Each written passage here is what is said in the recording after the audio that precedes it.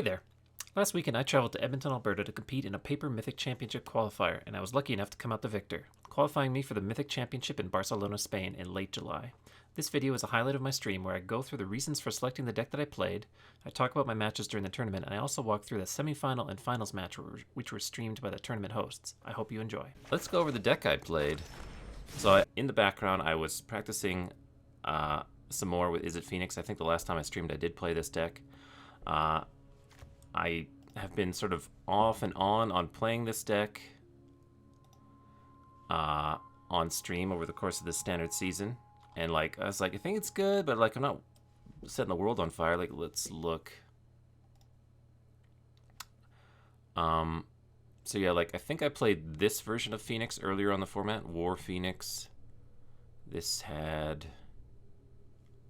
I think this particular list even played... It had some Discovery Dispersals, had some other stuff. And like, I went... Where'd it go? I went like 64% with the deck over only like 11 matches. I thought it was good, but it wasn't like insane. I switched up decks a lot. This is all in the last month. These are all the different decks that I played to trying out stuff on Magic Arena in Ranked. So it's so-so in WAR Phoenix. But then the Mythic Championship Qualifier happened. Sorry for the blinding whiteness. The big up to 4,000 player tournament in on Magic Arena, where Standard was the name of the game. And I did play in that tournament because I was able to qualify for it by getting top 1,000 in a previous arena season. I played Japanese Golgari, as I've coined it, which is the deck that the Japanese contingent of MPL players all brought to bear one week. It was sort of Golgari with a lot of land destruction elements. I played that deck myself. I immediately I O2 dropped. It's actually on us. It's on my Twitch VODs. You can go back and watch the horrendous defeat there.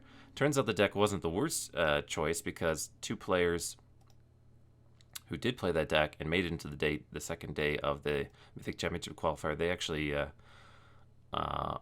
both made it. They both qualified for the Magic Arena Mythic Championship as a result. So it was a reasonable deck, but it had some like very skewed matchups. If you face a lot of decks that have very few basic lands in them, things like Jeskai Planeswalkers, sometimes some of the Esper mid-range or control decks of that nature, then yeah, all your like Assassin's Trophies are great. They kill your opponent's best permanent or even one of their lands with no downside. They don't get a land back. It's really awesome. I think there's a clip going around of Huey Jensen like using 3 of the Field of Ruins in a row against somebody. Like, sometimes the deck is crazy, but it also has a lot of really bad matchups. Like I think mono red. Like, if they just kill your Wild Growth Walkers, the land destruction element of your deck doesn't do anything. You end up with a lot of clunky spells. So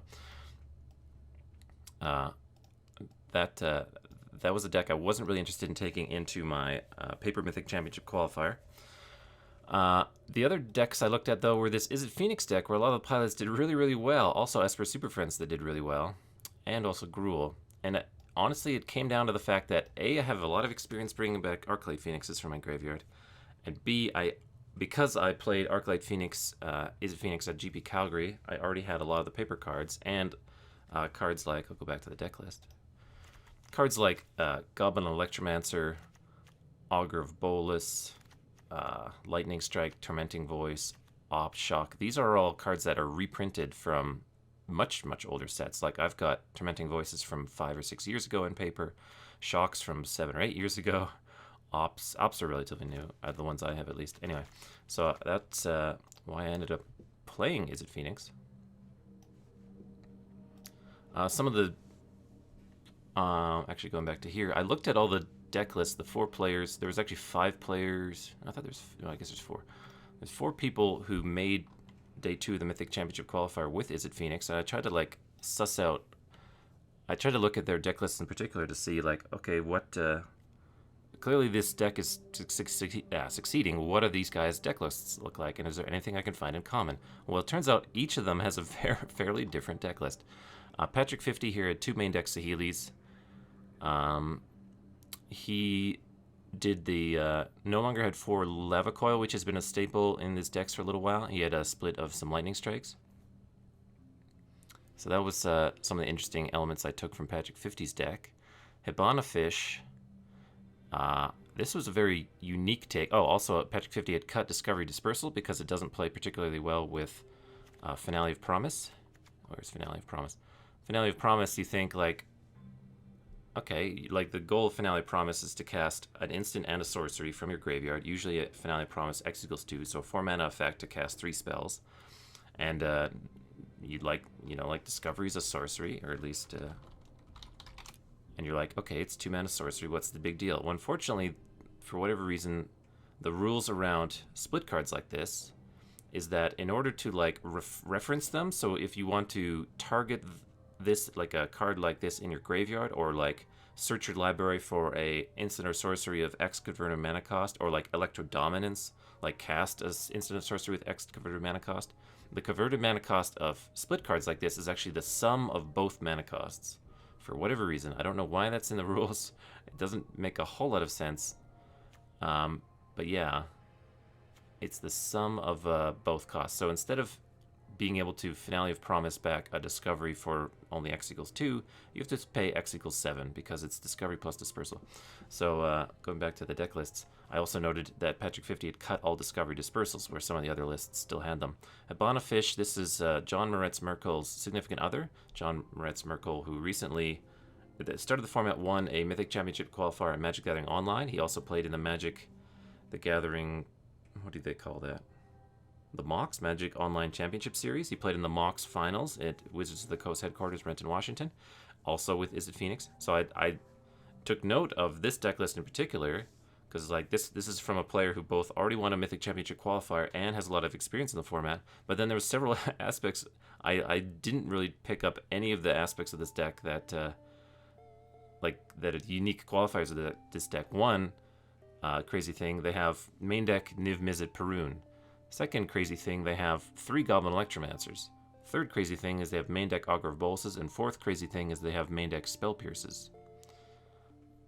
And fifth crazy thing is they have still have Discovery Dispersal despite playing 3 Finale of Promise. I tried out for a little while playing with only 3 Goblin Electromancers and having 1 main deck Augur of Bolus. I wasn't really keen on Niv Mizzet Perun because of all the Teferi Time Ravelers around. Any kind of... You don't really want to play a lot of Niv Mizzets when it's fairly common for your opponent's deck to be able to bounce or otherwise remove your Niv Mizzet without actually having to cast an instant or sorcery, so that the Niv Mizzets... Let's find him. Niv Mizzet Perun's, like, rules text, whenever a player casts an instant or sorcery, like, doesn't even do anything. They can remove Niv Mizzet without even giving you a card. And the fact that he has the other text that he can't be countered, that's less and less relevant as well right now. So I wasn't high on Niv Mizzet. I did like the Legion War bosses, just having a nice aggressive threat that you can bring in against the decks where you're already a proactive aggressive deck in Izzet Phoenix. You sort of place yourself in mid-range by having main deck removal and things like that, but there's some instances where you need to push the pedal to the floor even further and be even more aggressive. Decks like the Nexus decks and decks like any of the control decks. And so Legion Warboss is a great way to up the ante in terms of aggression. Any other great ideas I stole from these decks? I thought about, so Divine, another player I think qualified for the Magic Arena Mythic Championship. He had 2 Immortal Suns in their sideboard.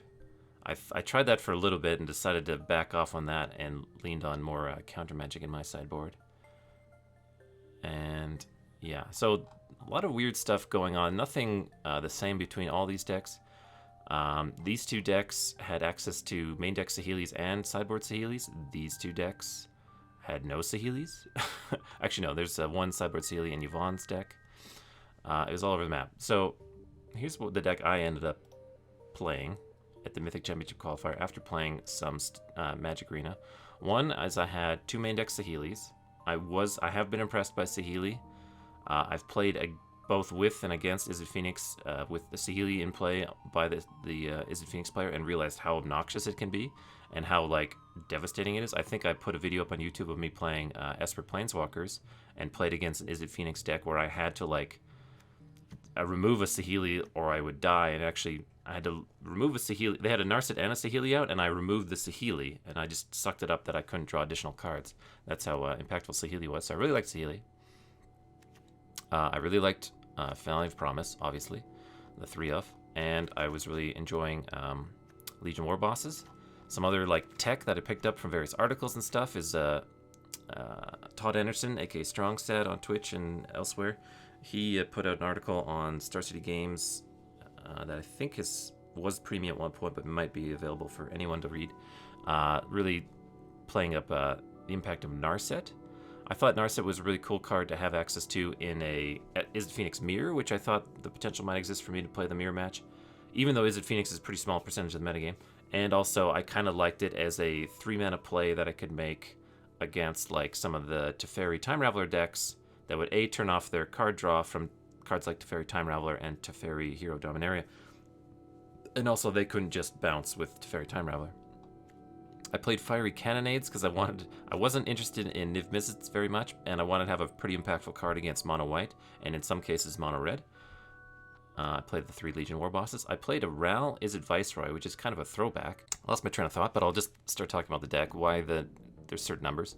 Opt and Shock, you kind of want to have a lot of 1-drop spells that you can cast, because it makes it a lot easier to return Arclight Phoenixes earlier on in the game. You can get, as early as turn 3, you can retrieve Arclight Phoenixes from your graveyard if you've managed to put them in your graveyard, like with a turn 2 Tormenting Voice or Chart of Course, if you have 2 Ops and a Shock, or, any combination of 3 of these cards.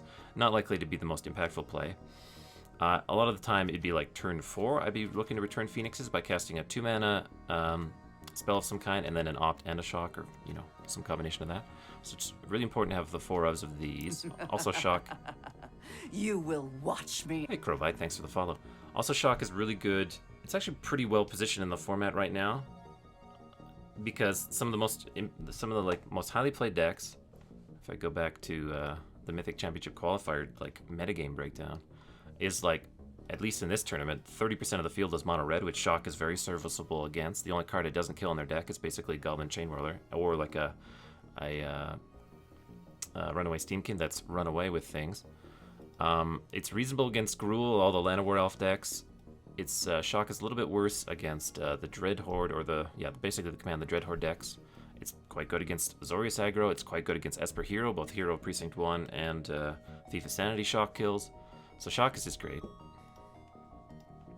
Goblin Electromancer, obviously key to making this deck really churn through its cards a lot quicker, casting all these 2-mana spells for single mana, and also making our Finale of Promise for X equals 2 only costs 3 total mana.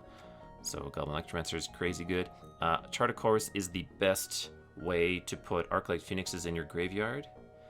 And it's also important to have a nice sorcery card draw spell. And a lot of time, depending on the circumstances, you're really interested in casting this in your first main phase to make sure you discard a card, and sometimes you just cast it after you've attacked just to get 2 additional cards when you don't have a particular reason to discard a card or already have a reasonable board state. Radical Ideas is just a really good cantrip. It by itself is 2/3 of the cards necessary to get Arclight Phoenix back. Lava Coil, very good removal for the cards that are too big for Shock to get rid of. Lightning Strike is great. I think, as I mentioned at some point, these decks had 4 main deck Lava Coils. This is now a split. Lightning Strike can go to the face. It can hit Planeswalkers. It can still kill a lot of stuff. And some of the things it can do that Lava Coil can't are, one is kill a Wild Growth Walker at instant speed when you're sort of your Wild Growth Walker opponent has waited until turn 5 where they can play a Wild Growth Walker and a Jadelight Ranger, or maybe turn 4 they could play a Wild Growth Walker and a Merfolk Branch Walker all on the same turn, and you can interact with instant speed with Lightning Strike. And also it's really good against Hostage Taker, because a lot of time they'll not play Hostage Taker until they can target your creature and cast their creature at the same time, and Lightning Strike can be used in response to the trigger. Tormenting Voice is the sort of the next best way to get a Arclight Phoenix into your graveyard and be a cantrip, because that's the fact that you have to discard first before you draw the 2 cards makes it worse than Chart of Course, but it's still a very strong card, and it's important to have a critical mass of sorceries that you can Finale of Promise back. I talked about Finale of Promise a lot. This card is absolutely bonkers in this deck. it's basically it's one card that you're like top decking and you're kind of falling behind. Maybe you got some Phoenixes in your graveyard and you just need to get like 3 instants and sorceries. Finale Promise all by itself is 3 instants and sorceries because you cast it. It targets 2 cards in your graveyard, up to 1 instant and up to 1 sorcery, and then you get to cast those 2 cards as well. So you get to cast 3 cards and presumably draw lots of cards, all for a single card. That's probably why it's Mythic, and it's very strong in this deck. It also pairs quite nicely with Saheeli, which I played as a 2-of main deck in my version of Izzet Phoenix, as I wanted another sort of resilient threat that wasn't a resilient threat that I could also deploy like somewhat early in the game. Like I think Luis Scott Vargas's list from the Mythic Championship, where he top 8'd, yes, top 8'd, and then mulled to 4 in the finals. Yeah, that was Izzet Phoenix, I think. He had, I think, like a main deck Ral Izzet Viceroy, which is a nice like resilient threat that gives like actual direct card advantage, and sometimes cards like Saheeli give virtual card advantage. However, it's just more expensive. It's 5 mana. I wanted a cheap one that also, like, if my opponent plays a Teferi Time Raveler, I can happily play a Saheeli into that without any real consequences, or vice versa. I could play my Saheeli on turn 3, and if they like untap and play a Teferi Time Raveler, it's like no big deal.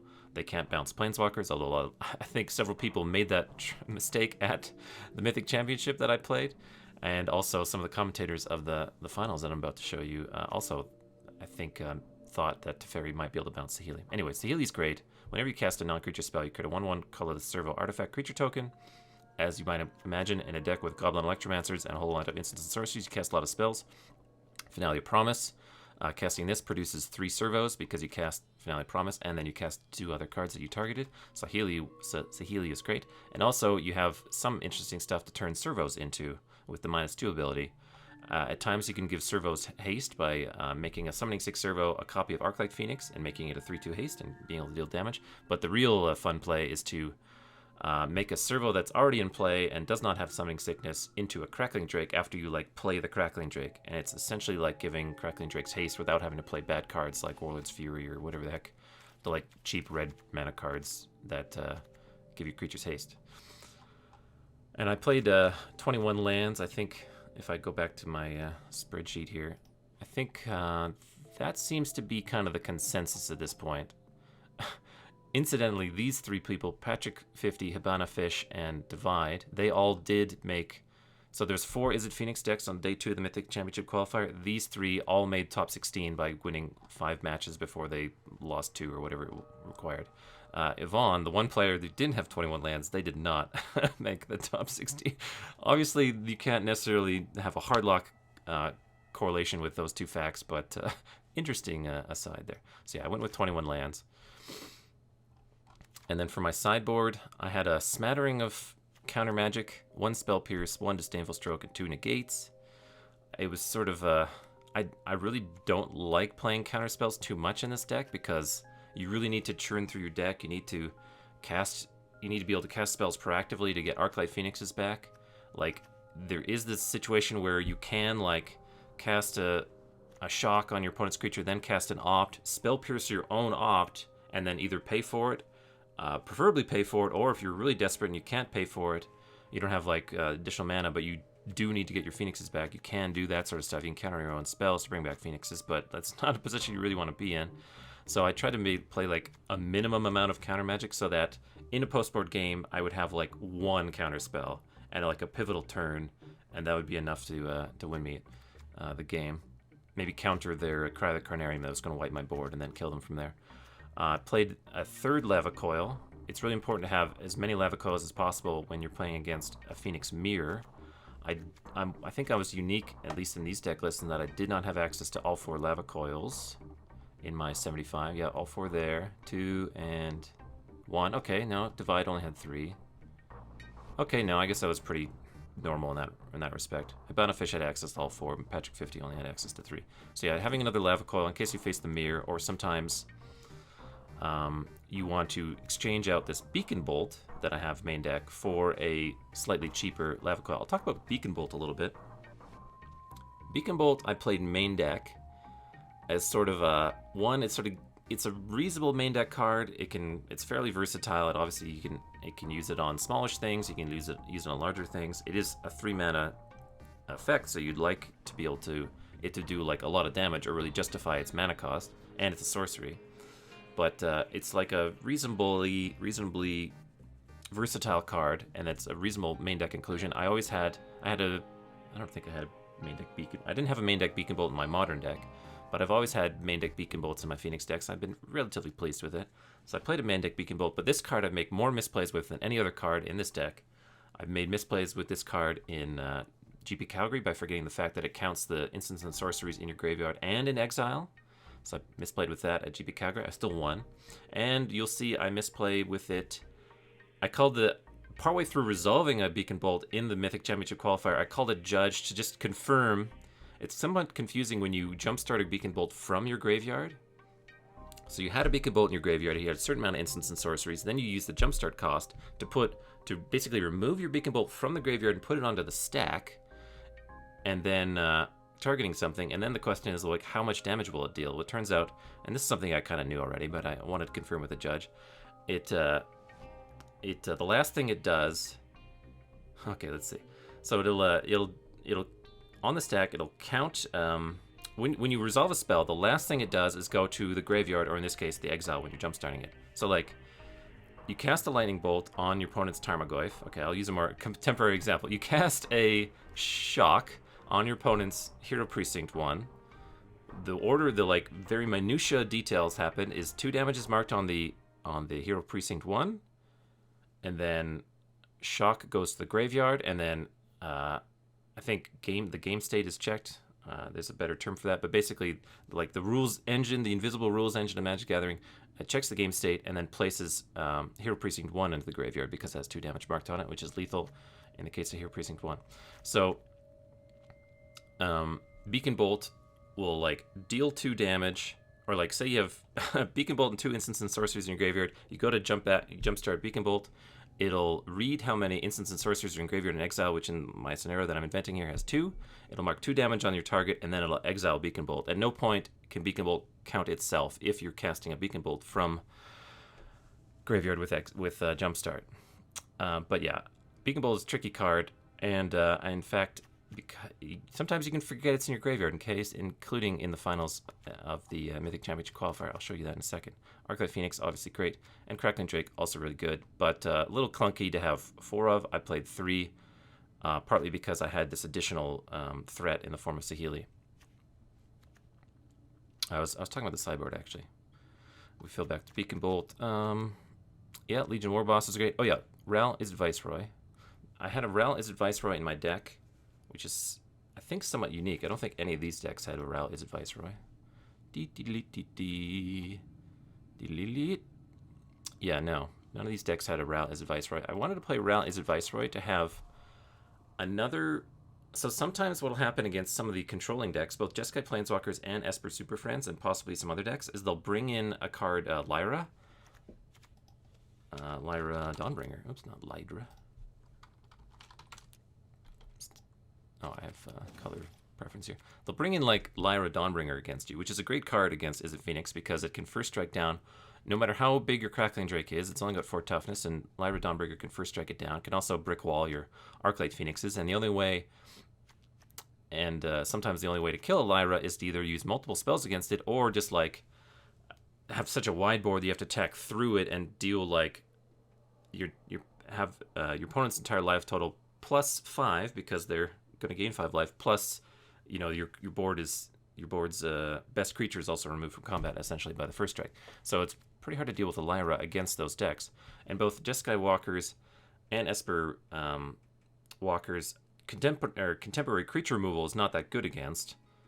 And so you don't want like Fight with Fire, although Fight with Fire may be a reasonable card. But so I decided to play a Ral to have like a card that can kill large creatures like a Lyra or a Hydroid Crisis that's gotten out of hand, and B, be like a reasonable like card advantage card, a resilient sort of Planeswalker threat, although people are playing cards like Elder Spell now. It's a little easier to kill Planeswalkers than it used to be. Anyway, that's why I played a Ral Izzet Viceroy.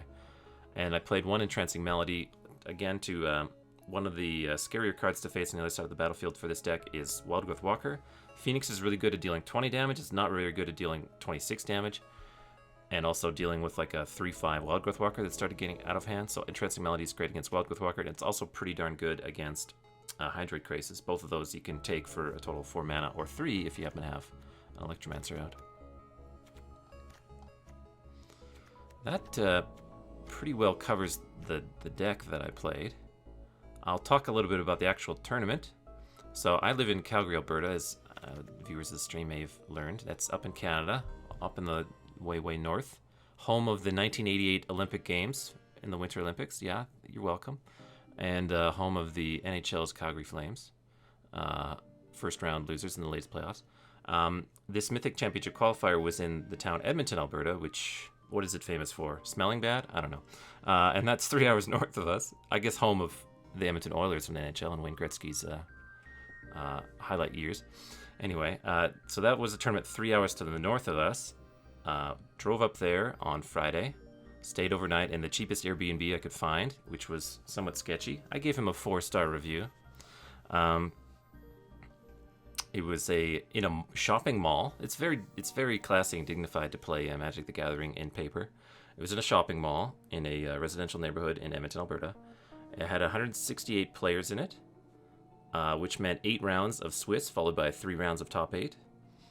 I played against Esper Hero in round 1, against a player who I'm friendly with, and I've played with at my local store here in Calgary. Actually, I'd say like 20-odd people at least drove up to Edmonton to play. Do I have an Esper Hero deck? I don't know. Sure. This one, this is not a very good representative of the current Esper Hero decks, but something like this, Hero Precinct 1 and Thief of Sanity and that sort of stuff. I played that deck in round 1 against a guy I'm friendly with, and he was both disappointed to see that he was playing against me, because he said, these aren't my words, he does think I'm a good player, he said that. And also, once it became clear what I was playing, he also identified that Esper Hero has a real bad matchup against Izzet Phoenix. I can't find an Esper Hero deck. I guess, BBD, that's probably one. Yeah, here's an Esper Hero deck. The reason that is because my cards match up pretty well. Oh yeah, West Edmonton Mall, world famous mall too. Oh yeah, the cards in Izzet Phoenix match up pretty well against Esper Hero. A, you playing Shock, which is really good against Hero Precinct 1 and Thief of Sanity, and B, their removal, although they do play a couple of D-Sparks, but like their cards like Tyrant Scorn and Mortify, they're not that good against Izzet Phoenix. And also, Izzet Phoenix's threats, in the case of Phoenixes, are fairly recursive. Unless you've actually desparked them, they can keep coming back and keep threatening the Planeswalkers. And also, if they do have a Hero Precinct 1 that you've managed to shock, or you haven't managed to shock, and they have made a bunch of like soldier tokens, all the threats, for the most part, in Izzet Phoenix fly, so you get to fly over that army of soldiers. And also, because they fly, you get to more easily pressure their opponent's Planeswalkers. So I played Esper Hero in round 1. It was a good matchup. I think I won 2-0. Possibly 2-1. Second round. I'm already starting to forget. I think in the second round, I played against a Command the Dreadhorde deck. I think it actually was 4-color Command the Dreadhorde. See if I can find that. Played against a 4-color Command the Dreadhorde deck that I thought was only 3-color, because at no point did they play any of their white Planeswalkers, which is their main deck white cards. But basically, I killed their Wild Growth Walkers with Lightning Strikes or Lava Coils, which meant that they weren't gaining any life from their Explorer. I was able to start pressuring their life total with my Phoenixes, which they... And also resolve, by the way, Goblin Electromancers, and they don't have a lot of way to interact with that.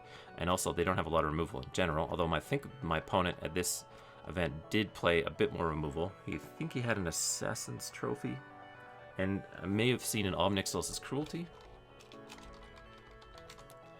which is actually a reasonable card against Izzet Phoenix, because it actually exiles the creature that it destroys, and it kills both Phoenix and the Crackling Drake. So I think they may have had some of that. But basically, this is another thing, I think, good matchup for Izzet Phoenix, as long as you can contain the Wild Growth Walkers. Like, if you're playing Izzet Phoenix, you're sitting down across from a opponent who you knew was on any of the Dreadhorde decks with Wild Growth Walker in it, you'd basically want to make sure that you have Lightning Strike or Lava Coil to deal with it, because, like I said, once it starts exploring and getting life, it's a lot harder to kill your opponent, because it's pretty hard to deal more than 20 damage with Izzet Phoenix. And you're also not really great at dealing with large creatures. So those were my first 2 rounds. Then I got called to the feature match area and noticed that I had been randomly paired down in the tournament. So basically the way Swiss pairings work is that everyone plays against people with a similar record, randomly chosen from among the pool of players that have a similar record. But if there's an odd number of players with a similar record, say there was like, say in like a smallish tournament, there's only like 3 people that have won their first 2 matches. Two of those three people will face each other, and one of those 3 people will have to play someone else and either have been paired up with someone who, well, no, I guess we're saying it's like round 3 and both people are 2-0, you get paired down against someone who has 1 win and 1 loss. So that's what happened to me in, I think, round 3. And that can be frustrating for a couple of reasons. One, at the end of the tournament, your tiebreakers become a factor. Because sometimes a tournament doesn't, like the end of a Magic tournament, and particularly in paper, it'll have a cut to the top 8 players who will then play a single elimination 3-round like mini tournament to determine a winner. And it's really important to make that top 8 cut, and sometimes it comes down, and the top 8 is determined by your match points at the end of the Swiss, and sometimes there's a lot of people tied with a similar number of match points, and then it comes down to tiebreakers. And the first tiebreaker is basically strength of schedule. How many wins did the opponents you play win, or how many matches the opponents you play win, and so getting paired down in the earlier rounds of the tournament was kind of frustrating to me because it immediately made my opponent match win percentage just a little bit worse. But it turns out it was fine. I was actually playing against Esper Hero again.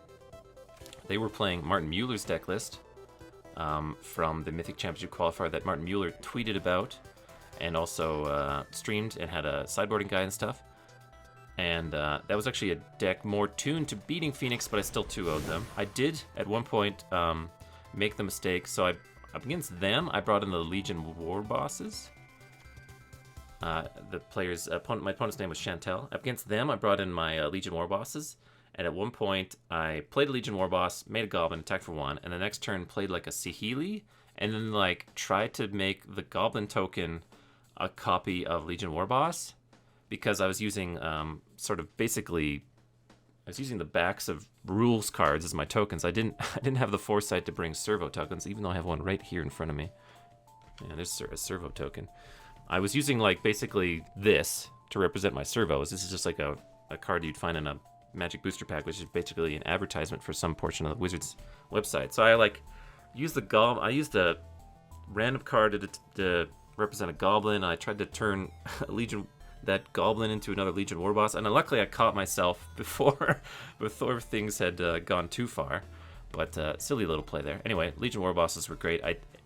Afterward, I did just get 2 Legion War Bosses out and just like attacked for a lot. Beat Esper Hero in round 3. I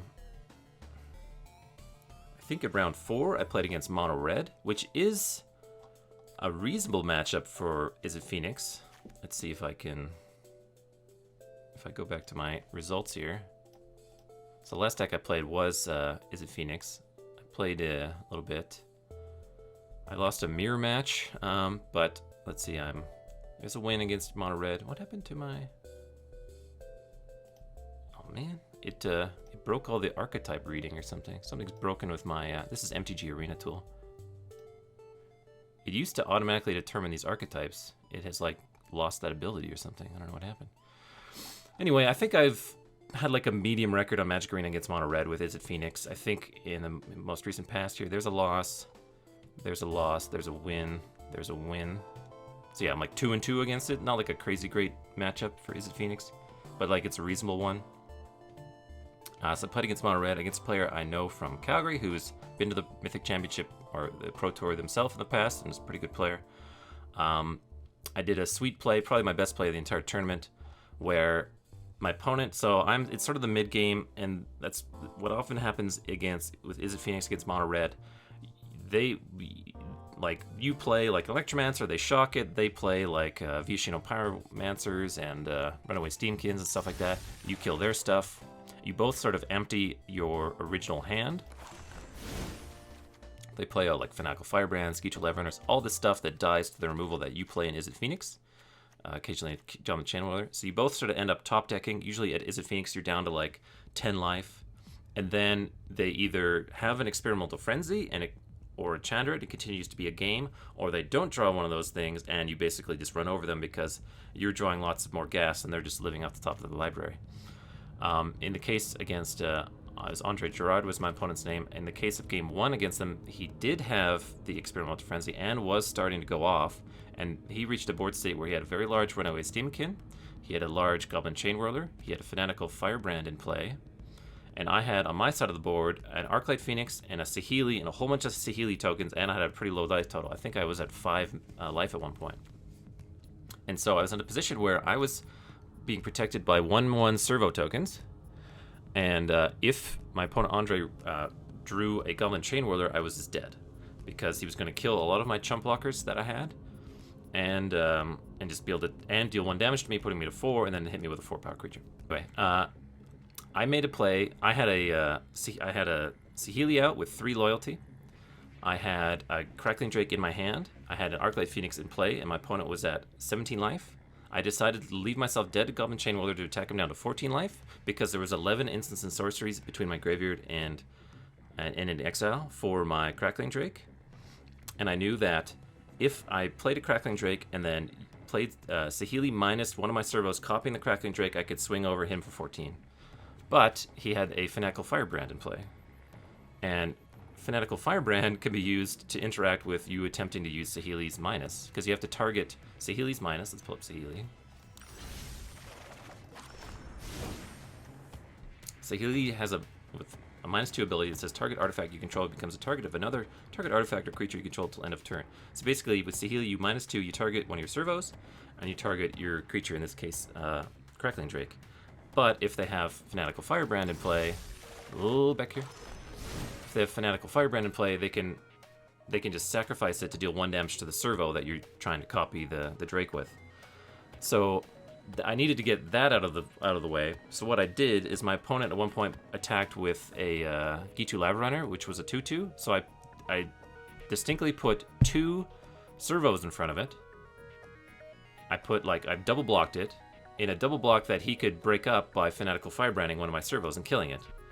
And so I baited him into making what on the surface feels like a good play, but it protects me from and allows me to make my Crackling Drake play work. So I did that. I kind of acted like, oh no, I screwed up. I only did this double block. And then he played his last card, which was a land, which you want to do when you're top decking with Experimental Frenzy, because you want to have as much mana as you possibly can, and you might hit lands off the top of your library. Actually, no, I think he had a Chandra, not a Frenzy in this situation. Anyway, he had a Chandra.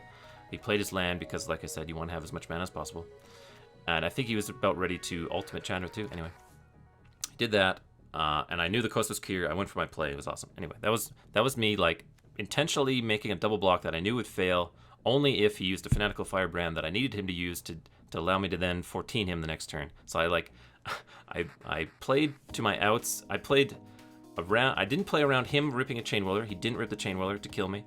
And then I played around the Fanatical Firebrand he hadn't played to try and kill him. And it is important to kill a red deck, particularly when they have something like Experimental Frenzy or Chandra of Fire Artisan, because the interaction between Izzet Phoenix and Mono Red is like, you draw more cards, have more gas, you draw more cards, have more gas, they start to sputter out, and then they resolve Experimental Frenzy, and then the tide turns. They start having more cards than you can have as Phoenix, and you need to close the game quickly. It's like, against Izzet Phoenix against Mono Red, it's like survive, trade 1 for 1, try and stay alive, and then once they're in the mid stage of the game, or maybe they've just resolved a frenzy or are about to, then you have to turn up the gas and try and kill them once you've survived their initial onslaught. So that was a lot of talking about my 4th round match. That was one of the more interesting ones I played. Beat Andre 2-0, mostly on the strength of Saheeli, honestly. Saheeli's is so good at creating a lot of actual legitimate blockers if you have enough servos, or just chump blockers to continue to make sure that you're still chipping away at their left total with your flying creatures, but not taking too much damage back from all your servo tokens. I think, I'm trying to remember, yeah, my next match. So at that point I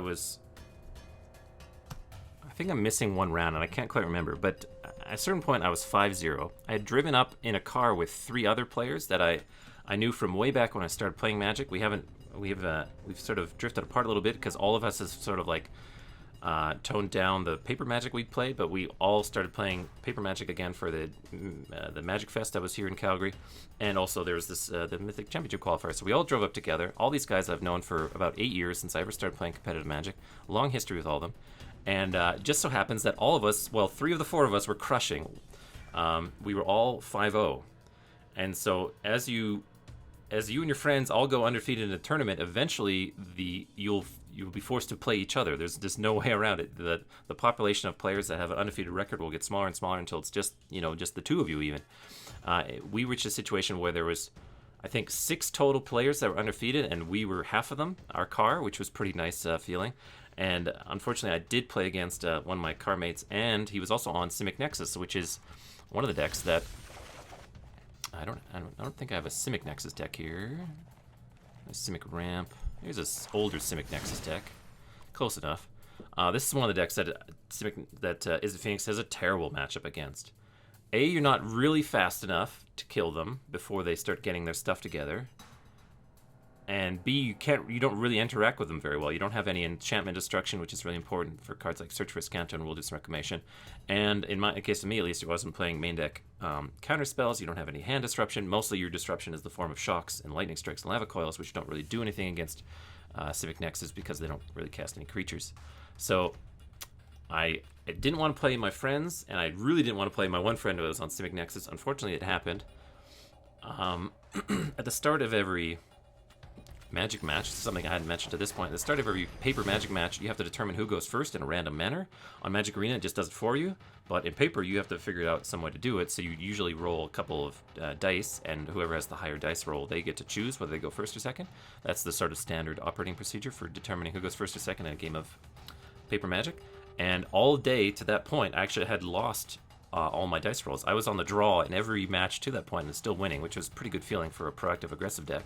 And so what I needed like a lot to go right for me in order to beat Simic Nexus, my buddy who was on it, who, by the way, was 5-0 beating Mono Red the entire time. I think he played Mono Red 5 times in a row with Simic Nexus, which theoretically is not the best matchup because, they don't have a whole lot of life gain, and Mono Red decks don't necessarily care about the root snares. Like, they care about the root snares, but they can still deal direct damage that doesn't require combat damage and stuff like that. But my buddy had been crushing Mono Red inexplicably the whole day with Simic Nexus. I won the dice roll for the first time. A lot had to go right, but I lost the first game. So I won the dice roll, didn't matter, lost the first game. It was close-ish. There was a turn where if my opponent, my buddy, his name is Ian, if he had gotten a little greedy,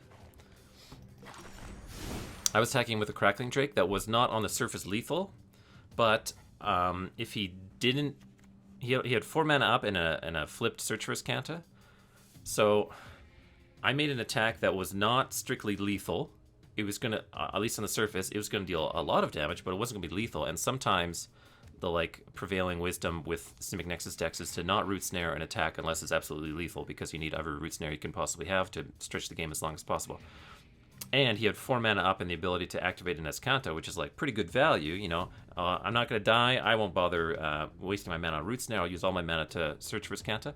But had he done that, I would have killed him because I was slow rolling another Lightning Strike that would have killed him. But smart guy that he was, he did Root Snare me and then went on to take every turn and kill me. Actually, didn't even need to take that many turns. He had a Nissa out, which, as it turns out, is a pretty good card in any kind of Simic Nexus deck because, one, it produces a lot of mana, so you can cast cards like Nexus of Fate or use your Search for Scantos. And 2, it creates a lot of threatening creatures that can turn the game around pretty quick. Enough that he only needed 1 additional turn to kill me from 18 life. He made I guess he needed 2 turns. But he made a 3-3, hit me for 3. He made another 3-3, hit me for 6, and then he made another 3-3, hit me for 9. It was boom, yeah. So Nissa's pretty great. Anyway, that was game 1. Game 2, he struggled on his green mana a little bit. He was actually playing a 2-color, only Simic, but for whatever reason, he didn't have a lot of green mana.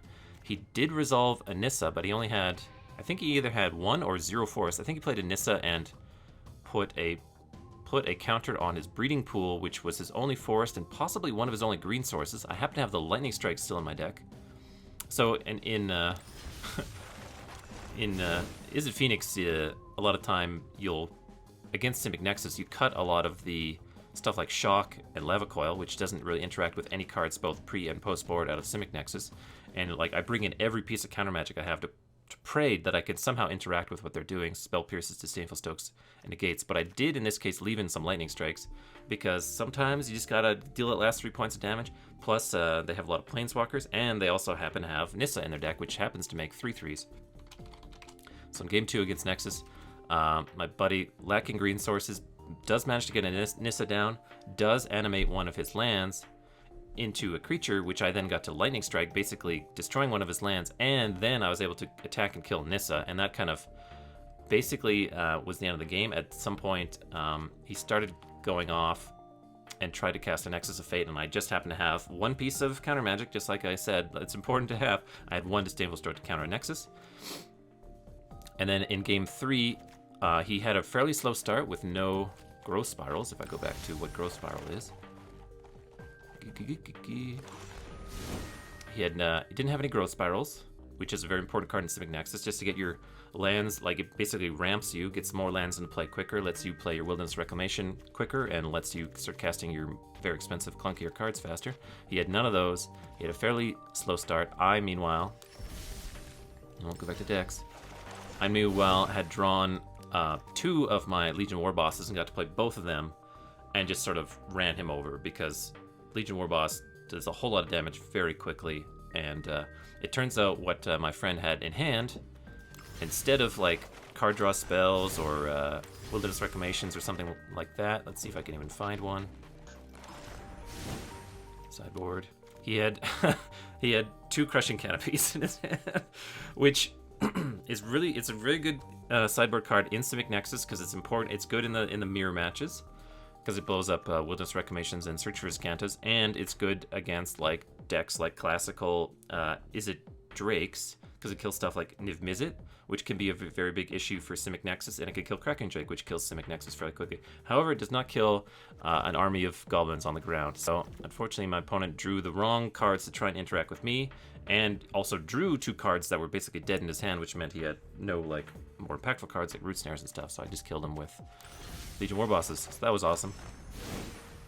That was round 5, which made me 6-0 in an 8-round tournament, which means that I can now I had the ability to intentionally draw into the top 8. If I got paired against him, so at that point there was only 3 6-0 people though. So it was me, another member of my car, the guy that didn't play, the third guy in my car, and then a random player who happened to be on mono red. So whichever of us got paired against the other undefeated guy, because there's 3 of them, so two of the undefeated players will pair each other, and one of the undefeated players will again get paired down, because there's no more undefeated players left for them to play against. So what really wanted to happen is for me and my buddy to get paired against each other. We both intentionally lock ourselves into the top 8, and also be able to relax, get some food, watch the tournament, maybe scout, figure out what decks other people are on, cheer on our other car members who are still playing for top 8. And that's exactly what happened. Me and my buddy Tyler Fraser got paired against each other. We intentionally drew, locking ourselves in the top 8, which was very exciting, in particular for Tyler, because it was going to be his first Mythic Championship Qualifier top 8, formerly called PTQs. And what ended up happening is the third guy that was undefeated actually got paired against our third car mate, who I had just beaten. And it was again mono red against Simic Nexus, and again he actually won. So that was really, really exciting.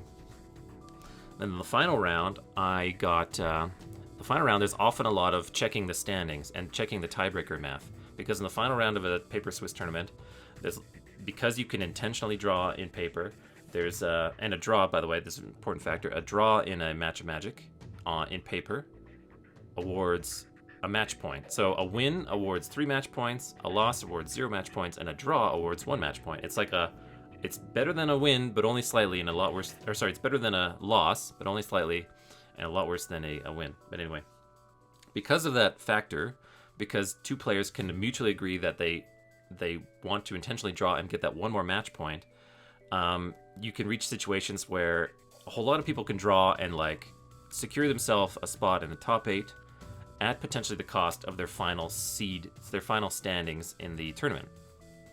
And that matters now in Paper Magic tournaments because in the top 8, the player with the higher seed, that you no longer have to roll the dice to figure out who goes first. The player with the higher seed gets to choose.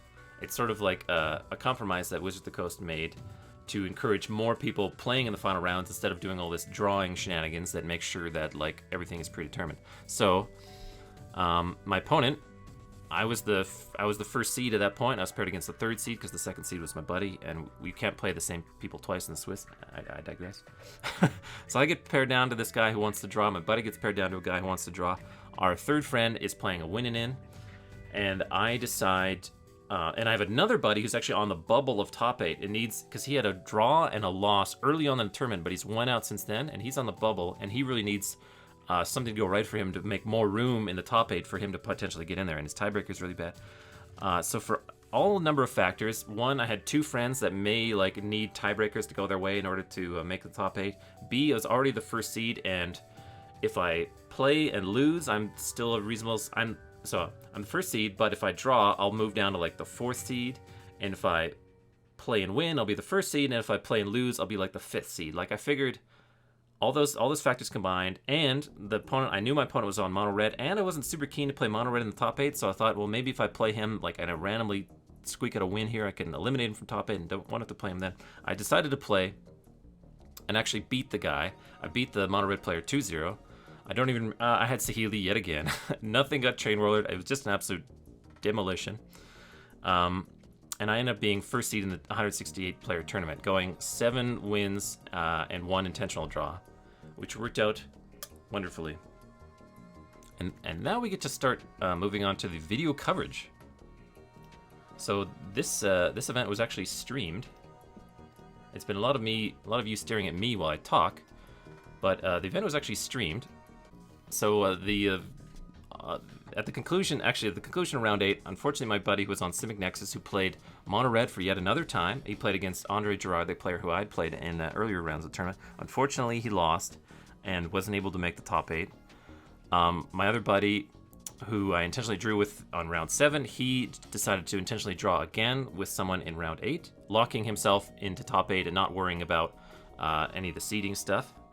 And the guy who I like, it's called dream crushing, when you're in a position where you could offer a draw with a player to ensure you both in the top 8, but because I had the advantage of getting to choose whether to play or draw, I decided to quote-unquote dream crush to try and elevate my seed and maybe eliminate him from top 8 to improve my my potential matches in the top 8.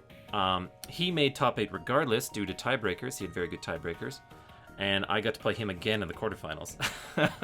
So I went on to that. This round is not in coverage for me. I went on to 2-0 that player again, the mono red player in the semifinals. Again, I had Saheeli just absolutely playing lights out for me, and I think I had the answer to one of his Rekindling Phoenixes with a Lava Call at a pivotal moment. It was just overall awesome. So won my quarterfinals 2-0. My buddy, who was on Esper Control, who I intentionally drew with earlier on in the tournament around 7, he won his quarterfinals against the red player who eliminated our other friend. So that was a little bit of comeback karma. And some other stuff happened in the other bracket. I wasn't too worried about that. So now we're in the semifinals, and I play against my my Esper Control. Yeah, my mate on the cusp of top 8 with Simic Nexus, sadly. And the third friend who needed things to go right for him, he also made top 8, thanks to everything basically going right for him, and by winning his final round. He happened to be on Esper Hero. His name's Robert Smith, and he and I and a third player, we top forward GP San Jose in a Team Limited back in Cons Tarkir Fate Reforged. So this is the semifinal match on this Twitch VOD. I'm going to turn down the volume a little bit. It had commentators. It had some locals, a couple players who had already qualified for the Pro Tour at GP Calgary, including the winner, Tilla Fur. He was commentating along with, I think, his significant other and a couple other people. So they had webcam set up. You can see the top of my head and its lack of hair. It's a long day playing a Magic tournament. I think we were woken up by an Amber Alert at 3 in the morning. We have those in Canada too. And then woke up earlier at like 5 in the morning. And at this point, it's like 6 o'clock in the evening. So we've been up for 11 hours, which, is no big deal. Or 13 hours. But mostly been playing. It takes about a full hour to play a round of Magic. So we've been playing like 8 hours of Magic. And actually, this is the semifinals. So we'd be playing like 9 or 10 hours of Magic, and it's a very mentally draining exercise. So, forgive my appearance. Basically, is the long story short. Yeah, we're playing here in the semifinals. He's on Esper Control or Esper Walkers. If I can pull up my arena again. Esper Super Friends. So this is a much worse matchup for Izzet Phoenix than Esper Hero, because your shocks do a whole lot less.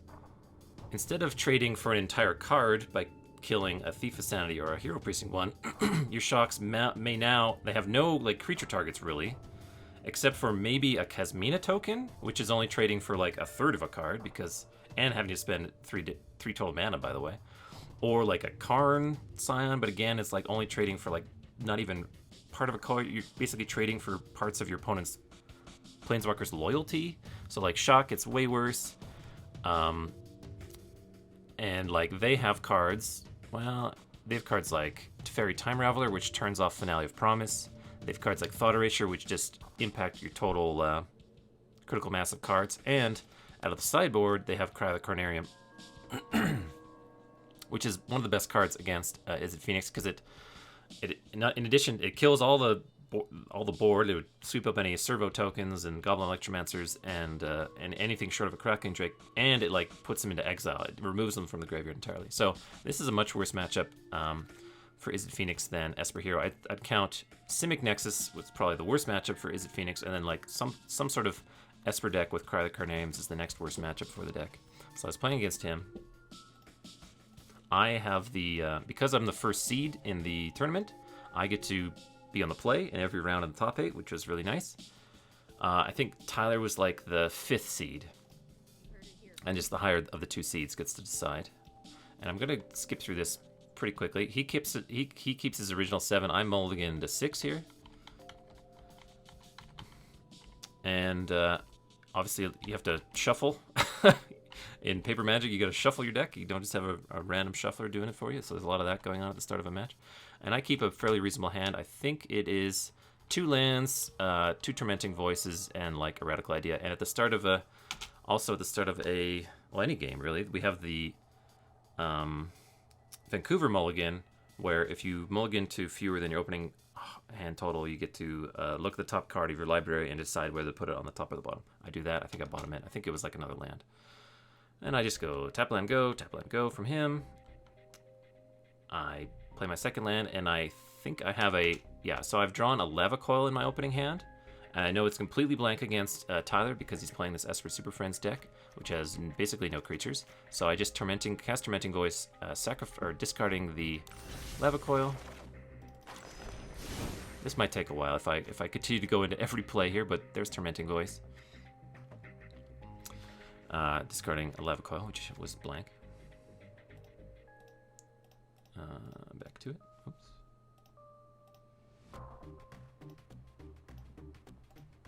There it is.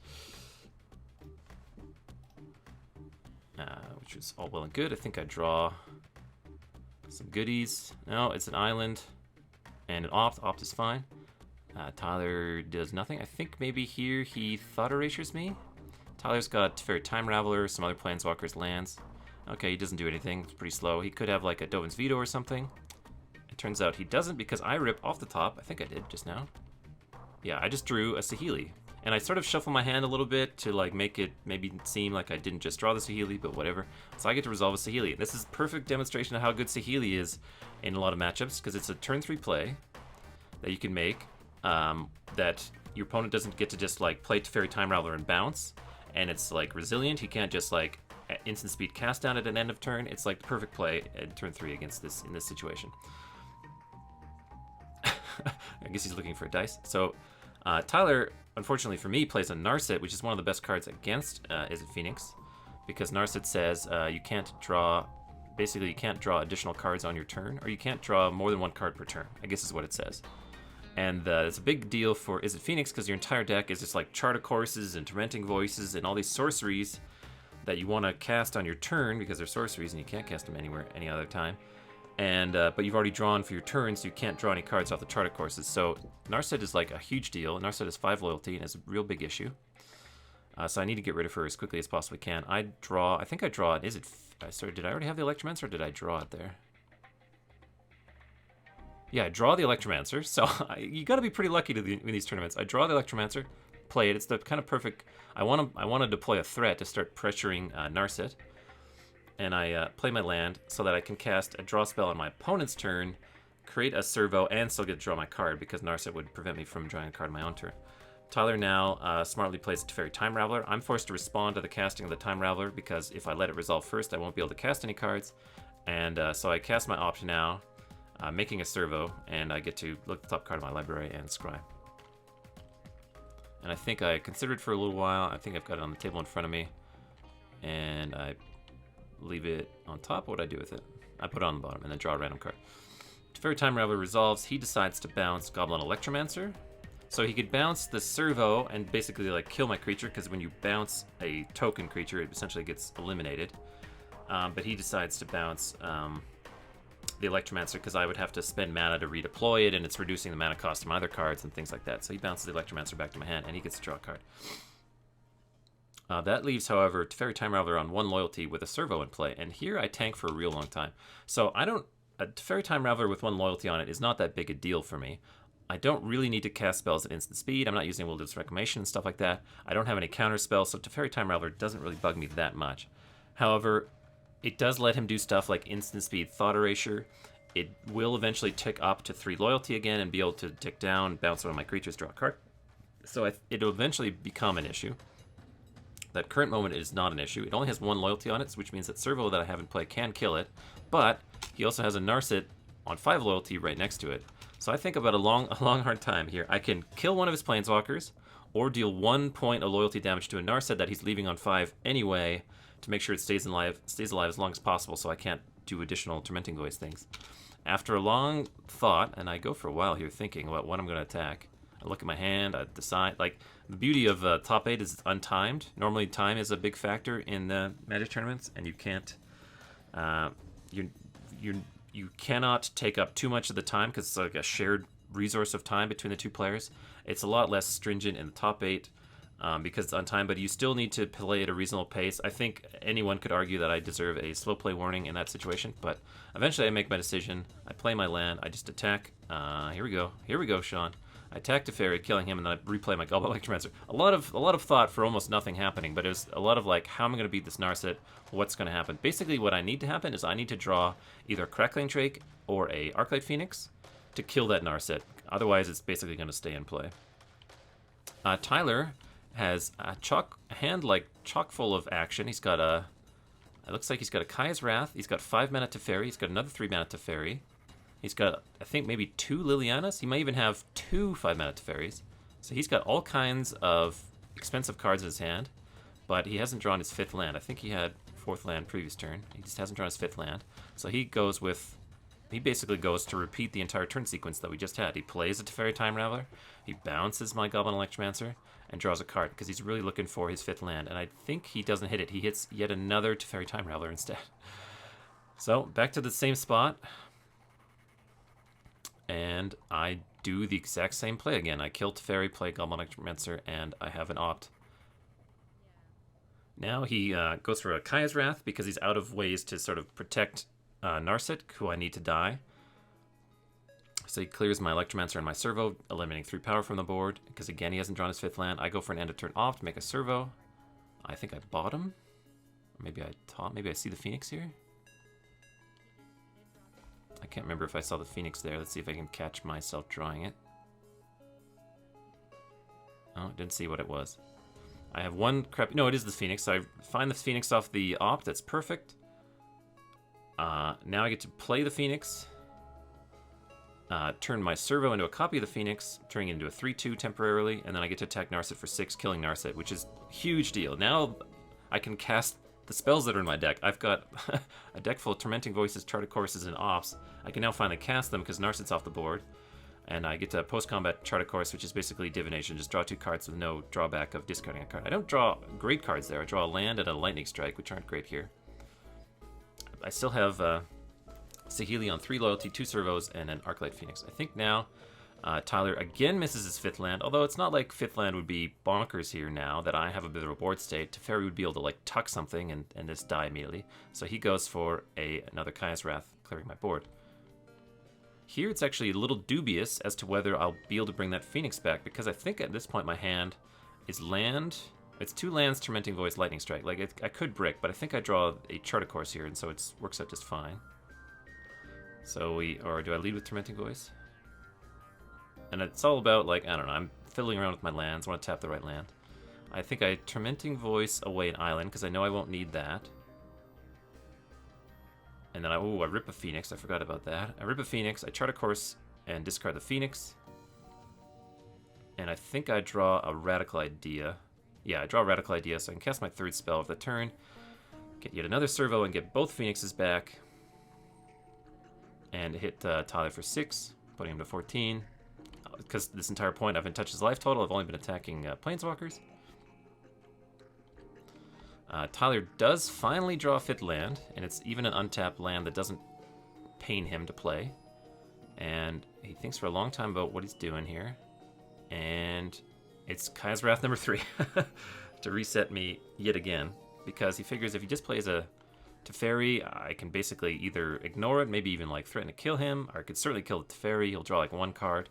He's kind of in a bad spot, and actually pre-board against me, because their removal is like cast downs at Kaya's Wraths, even Esper Super Friends isn't that good against Phoenix. It's post-board when they get Cry the Carnarium, but things get a little bit worse. But they do have the main deck Narsets, which are a big deal. Narset sort of works to prevent me from getting to this point in the first place. So I'm kind of interested in those Phoenixes back. I have another Phoenix in my hand, which I can just cast if things go sideways for me. But I start by jump starting the Radical Idea that's in my graveyard, and seeing. So I think my hand right now is Lightning Strike, Phoenix, and 2 lands. So I start with jump starting the Radical Idea, or it was 3 lands at the start of the turn, by discarding a land. And it's not super exciting. I don't hit a instant or sorcery, but I do hit a Crackling Drake. And so now my opponent Tyler is at 14 life. I have like probably like 8 instants and sorceries in my graveyard. So Crackling Drake is huge.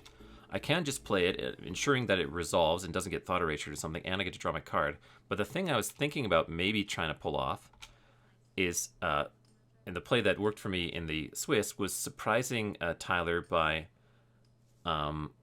making a servo, a non-summoning 6 servo into a Crackling Drake at sort of like instant speed, and like surprisingly hitting him for 8 out of like nowhere. And because this servo that's in play is, I've only just put it in play because of this Radical Idea, it has Summoning Sickness, won't be able to attack, so I decided to not play the Crackling Drake that turn, and just go for the Phoenix and swing for 3. And again, another resilient threat, and so on. Because I've put him to 11 now, and he's actually dead to me play Crackling Drake, Saheeli turn servo into Crackling Drake, kill you. Instead, what happens is he plays a Teferi Time Raveler and ticks it up to 4, and then in my draw step, after I've drawn my card, he Thought Erasures me and takes my Crackling Drake, sort of ruining that plan and making me look a little silly for not playing the Crackling Drake the previous turn. Had I played the Crackling Drake, more than likely Tyler would have been forced to bounce it with Teferi Time Raveler or tuck it with 5-mana Teferi Hero of Dominaria. In which case, I still probably could have done a servo play. So, arguably, I should have just played the Crackling Drake there. Maybe. Anyway, I didn't. It gets Thought Erasured. I have an Opt. I have a Lightning Strike. I have 2 Phoenixes in my graveyard, and I have 1 servo who's not summoning 6. So right now I have 4 power, and I've got 6 power Phoenixes in my graveyard that I'd like to get out. So I start with the Opt. I hit Tormenting Voice, so I know I'm going to be able to get my Phoenixes back, so I speed up a little bit. Tormenting Voice, a land away. Draw cards, and actually at this point Tyler just starts scooping up he just starts conceding because he knows I'm getting the Phoenixes back, and he figures he just can't win from here. And I didn't have exactly lethal. Let's see.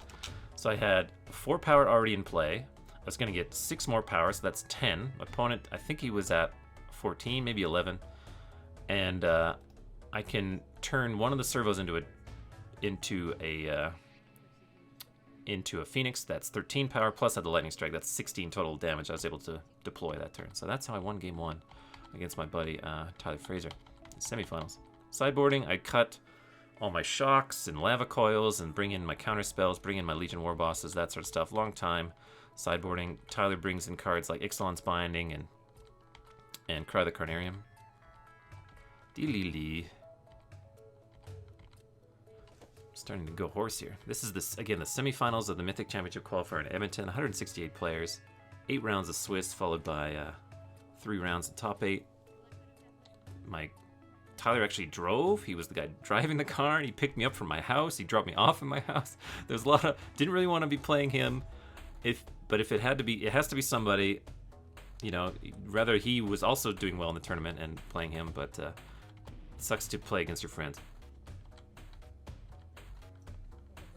And we're chatting a lot because we're buddies, and we just drove up, spent hours together, checking up with each other between every round. Paper Magic is a very social game.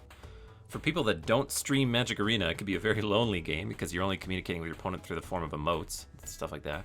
Unfortunately, Tyler has to mulligan to 6, and unfortunately, he has to mulligan again to 5, and that's where the Not Like This is called. I keep my 6 or 7 card hand, so I'm feeling pretty good. And you'll see why I'm feeling so good as soon as Tyler Thought Erasures me on turn 2. So he plays a tap land. I play an island, end of turn opt, keep whatever. And then I go for a Chart of Course. He doesn't have a Dovin's Veto. Not that you would probably Dovin's Veto that. And I draw yet I already have 2 Phoenixes in my hand, and I draw another Phoenix and discard it. So my hand right now is 2 Phoenixes, a Negate, I think like a Tormenting Voice, Chart of Course, like 1 land. Like my hand is so stocked and crazy good. Tyler draws, I think, his 3rd land and his first black source. He has to shock himself because it's a Godless Shrine. Puts that into play untapped so he can Thought Erasure me. And I I cheekily put my Phoenixes out front, like, oh, maybe you want to make me discard these? Yeah, my hand right now is Opt, Mountain, 2 Radical Ideas, and a Negate. My hand is, like, beautiful. And because I have an Opt, I'm, like, all the more likely to be able to get these Phoenixes back even earlier. He takes my Negate, writes my hand down, because you want to note, like, unlike in Magic Arena, where the interface shows you what cards you had seen at some point or another due to Explorers or Thought Erasures and stuff. You don't get that on paper, obviously, so you have to write down the hand that you see. And he looks at the top of his library. He's really desperate to find lands. Tyler is, so he can deploy some of his other stuff. And he doesn't have a 2nd blue source for the Narset, so he sees a Narset on top and actually puts it in the graveyard. Very disciplined play, because he can't even cast Narset, and he knows he can't lollygag too much against me. I draw land. I know I can't get Phoenixes back unless some crazy stuff happens where I go like opt, opt, opt. I don't even have a 3rd blue source, so that's not on the table. So I just play another Chart of Course, drawing 2 cards and discarding another Phoenix. And I draw a Legion War Boss as part of that Chart of Course. Tyler plays a Teferi Time Raveler, and I think he... at this point, unfortunately, the laptop that they had the webcam connected to, like, died in the room.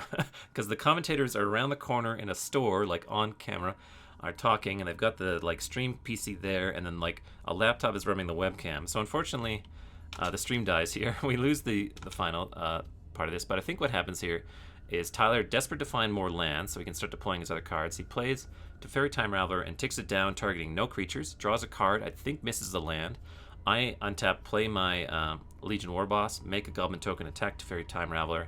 At some point, I get my Phoenixes back. He Cry the Carnariums, some of my stuff away, but I redeploy, attack him. I got him very low. I think I'm at 2 life. And then on like Tyler's final turn, he has 6 mana. He plays a Narset and -4s, and if he finds one of his like last Cry the Carnarium, like the game could be like, it could be stabilizing for him because he'll eliminate all my threats and I don't have a lot else going on, but he doesn't find it and I win. So that was the end of the semifinals for the Mythic Championship Qualifier. Fairly decent match with the exception of Tyler mulliganing to 5. This is the other semifinal. They moved them into the like feature match area after we finished up. This is my buddy Robert Smith, who GP champion of GP Seattle, which happens to be Marshall Sutcliffe's first GP he ever commentated on. That was like 2012 maybe, GP champion of GP Seattle 2012.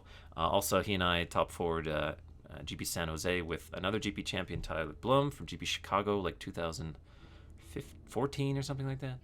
Anyway, and they're playing an Esper Hero Mirror. I'm not really going to go over it except to point out, yeah, so I've played Robert a lot. He's a very, very experienced player. He's been on the Pro Tour like half dozen times. He's won a Grand Prix. And he's up against Blaine Lapierre, which is a local player in Edmonton, who I would say doesn't have quite that level of experience. And also, the key feature of Robert is he's beaten me multiple times. Robert and I both play in all these Mythic Championship qualifiers. We play in PTQs and stuff. And Robert has, in addition to being my buddy in certain circumstances where you get to play as a team, he's also beating me a few times. Just like how I had to beat my buddies to win this tournament, he's beaten me to win other tournaments that he's played. So I really didn't want to play Robert Smith if I could avoid it. I was much preferring to play against Blaine, and then actually I had also mistook what deck Robert Smith was on through the course of the tournament. I thought he was also on the more controlling version of Esper. It turns out he was also on Esper midrange. Again, the camera dies. Clearly they had a very professional setup, and you miss, I guess they don't see it, but what happens is Blaine, at one point, he Elder Spells some Planeswalkers, puts all the loyalty onto Blaine's Teferi Hero Dominaria, and -8s it, ultimating Teferi, which is basically unbeatable for Esper midrange mirror. So, Blaine is on Esper Hero, a matchup I identified earlier as being a good matchup. I get to choose to play or draw. I choose to play again, and I keep a pretty decent hand. And I think I have both Opt and Shock in my opener, plus Saheeli, plus Tormenting Voice. It's a pretty good one overall. Blaine clearly has a land light hand because his first play, it doesn't really matter, but his first play is a tapped Glacial Fortress, which can indicate he doesn't have a lot of lands. I go for Opt at bottom. I draw another land. I just play a Tormenting Voice, discarding a land because I've got too many. And I draw another Tormenting Voice and an Opt, and I think my hand right now has Saheeli and a whole bunch of like cantrips, like Opts and Tormenting Voices and Charted Courses and stuff like that.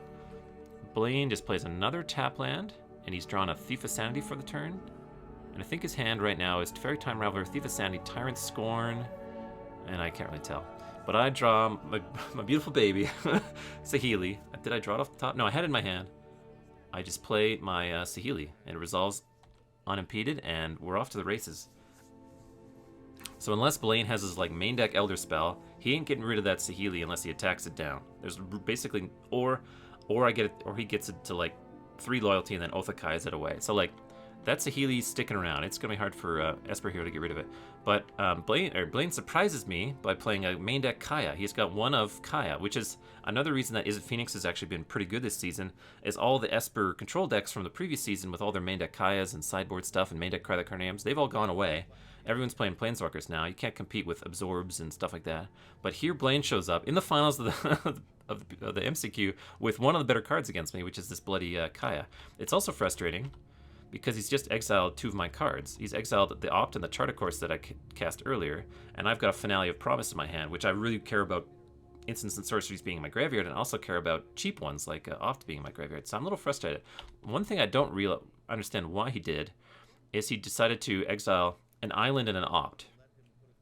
He left Tormenting Voice in my graveyard. I feel like he should just exile the 2 spells, but I don't know why he did that anyway. So maybe a small mistake there. I start the servo train going by main phasing a Opt.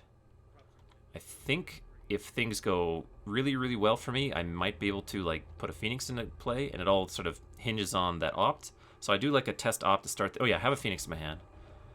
Or no, I draw a Phoenix there? I Opt. Maybe I hit the Phoenix. It's sort of a test spell to see if I can maybe get a Phoenix going. I decide after seeing the Opt that no, that's not going to happen. So I just pass the turn back to him. Blaine, I went too little faster. Blaine plays a land, plays a Hostage Taker, and just Hostage Taker's a servo. It's like, okay. End of turn, I think I Radical Idea, make another servo. I untap. Oh, I was really looking for my 4th land. I hit it. It was beautiful. Find a Steam Vents. It's exactly the card I want, because now I get to shock myself, play Arclight Phoenix, because I don't really want my Arclight Phoenixes to go in the graveyard. And I get to use Saheeli's minus 2 ability to turn the servo into the Phoenix and kill Kaya.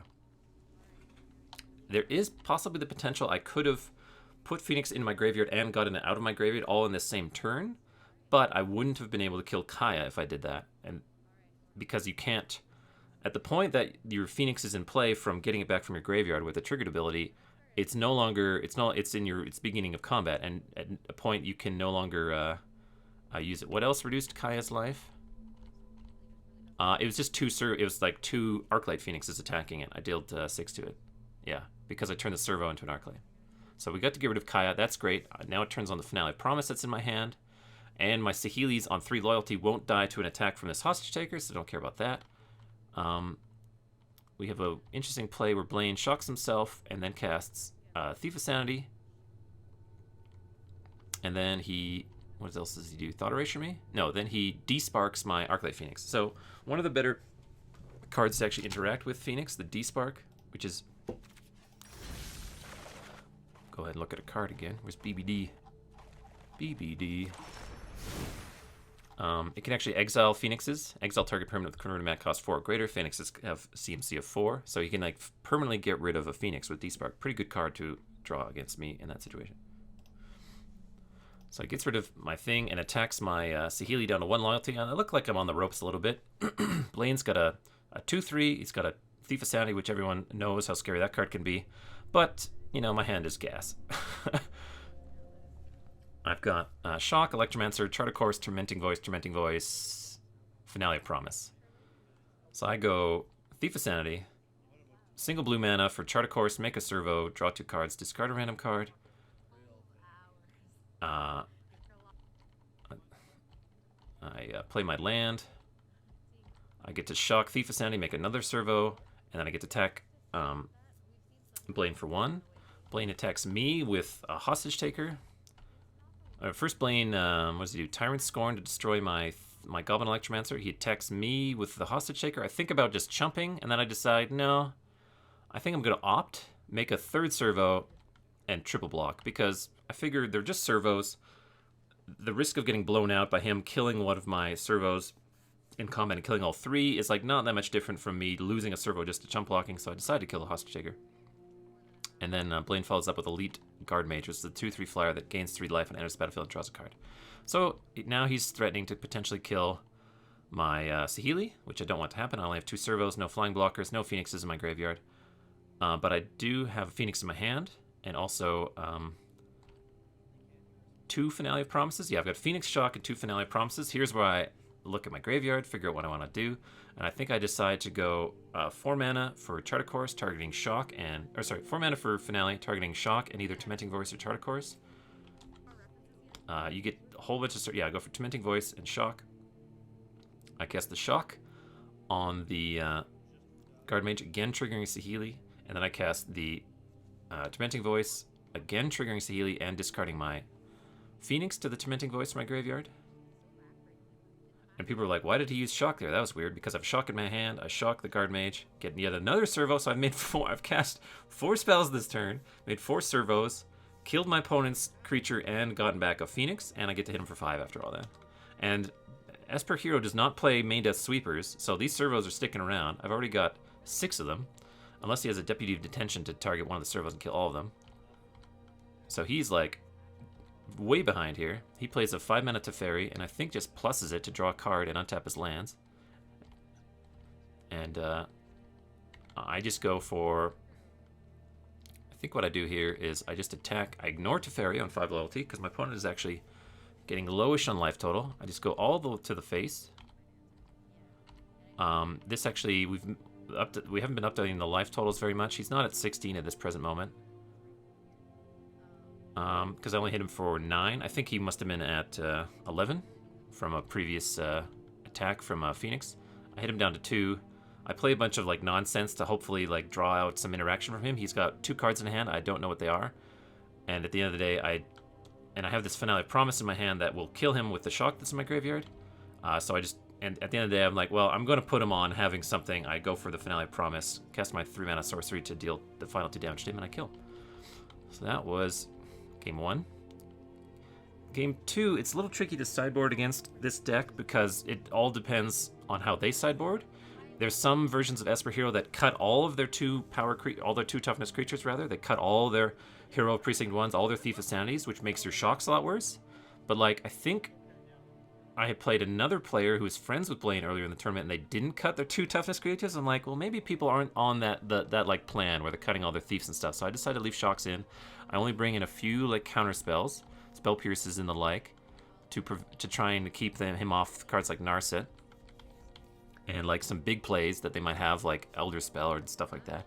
And I don't really change my deck a lot because, as mentioned, it's already a pretty good matchup for Izzet Phoenix. And like, you don't want to bring in too many spells that you can't cast proactively and prevent yourself from getting your Phoenixes back. So I just bring in a smattering of stuff. So I think we both keep our 7, which means potential for a pretty good game. I have Spell Pierce. My hand is Shock, Spell Pierce, Beacon Bolt. I think that's a Narset. And I think I've got 2 lands. Oh no, it's an Augur of Bolus, not a Narset. I've got Shock, Spell Pierce, Augur of Bolus, 2 lands, and whatnot. I play an island to hold up Spell Pierce in case he has a Thought Erasure. He doesn't. He instead plays a hero. I play my mountain and shock the hero, and I pass again with a single blue up. And Spell Pierce in my hand, which is fortuitous because Blaine just drew a Narset, and I have the Spell Pierce. Narset, again, great against Izzet Phoenix. Really want that to stay away, so that worked out just fine. And then, bingo, bango, again, turn 3 Saheeli. The perfect play in this situation because he can't really interact with it. And it's a safe play to put into the board, and it's really nice. Blaine has 2 Narsets in his 75, and he happens to have the second one. That's pretty good. So he plays that. And now I go from, like, absolutely can't possibly lose the game to, like, oh, maybe I could lose because of Narset.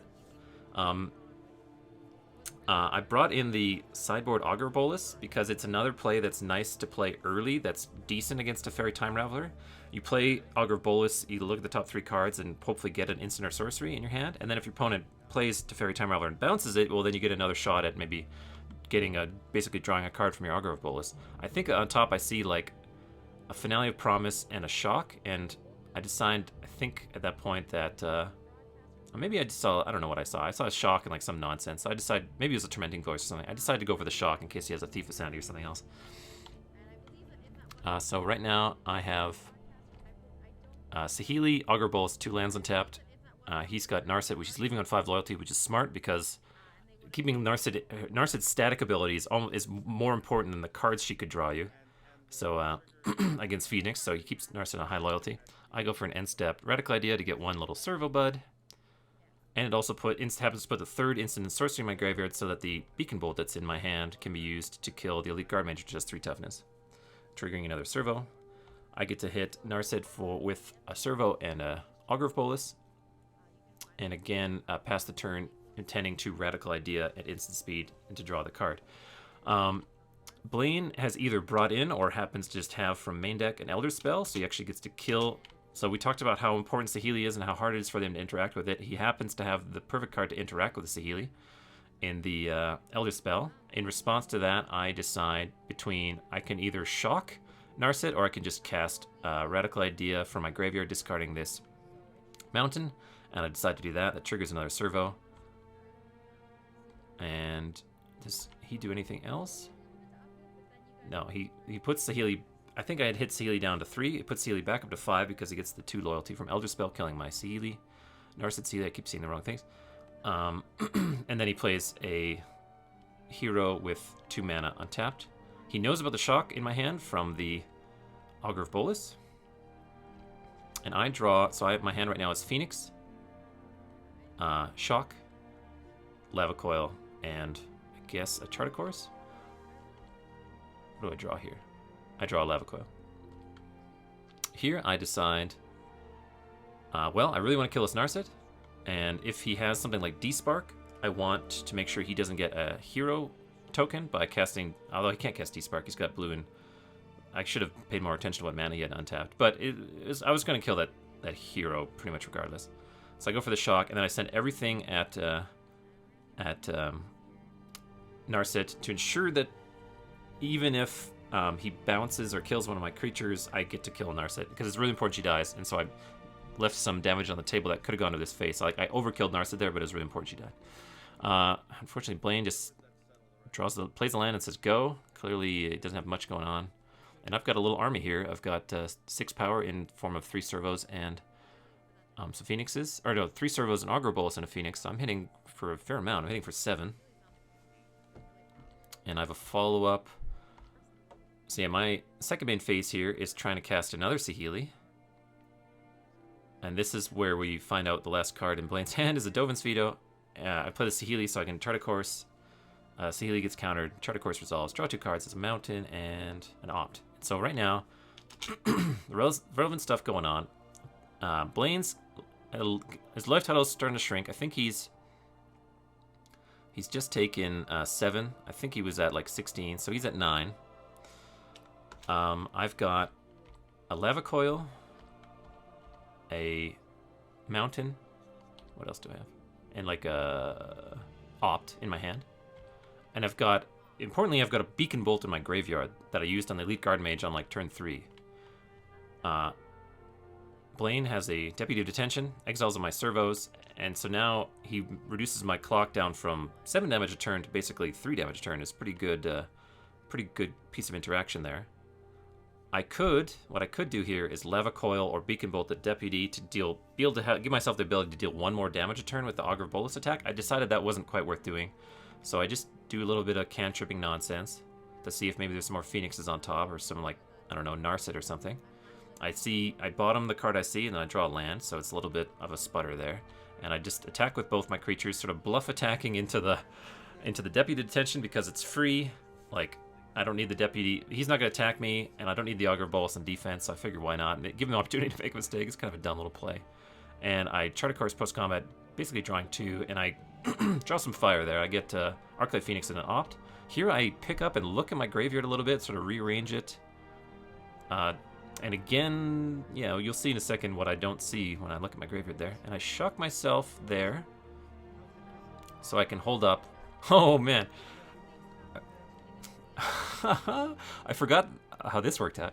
So at the end of my turn, because my life total isn't really under pressure, Esper Hero is constantly on the back foot, I decide just to give myself more mana untapped so that maybe if I opt here and see a Radical ID or something, I can cast it. Blaine is living off the top of his library, and he draws one of the better cards he could find at this point, which is a Teferi, Hero of Dominaria. I don't have a counterspell in my hand, but I decide to just go ahead and opt in response to see if I can maybe find a counterspell. And wouldn't you know it, there's a negate on top of my library.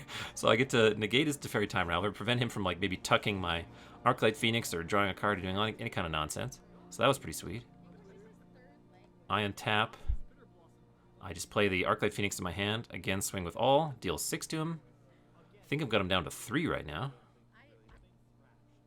We're not updating. We're not doing a good job of updating the dice on the bottom here.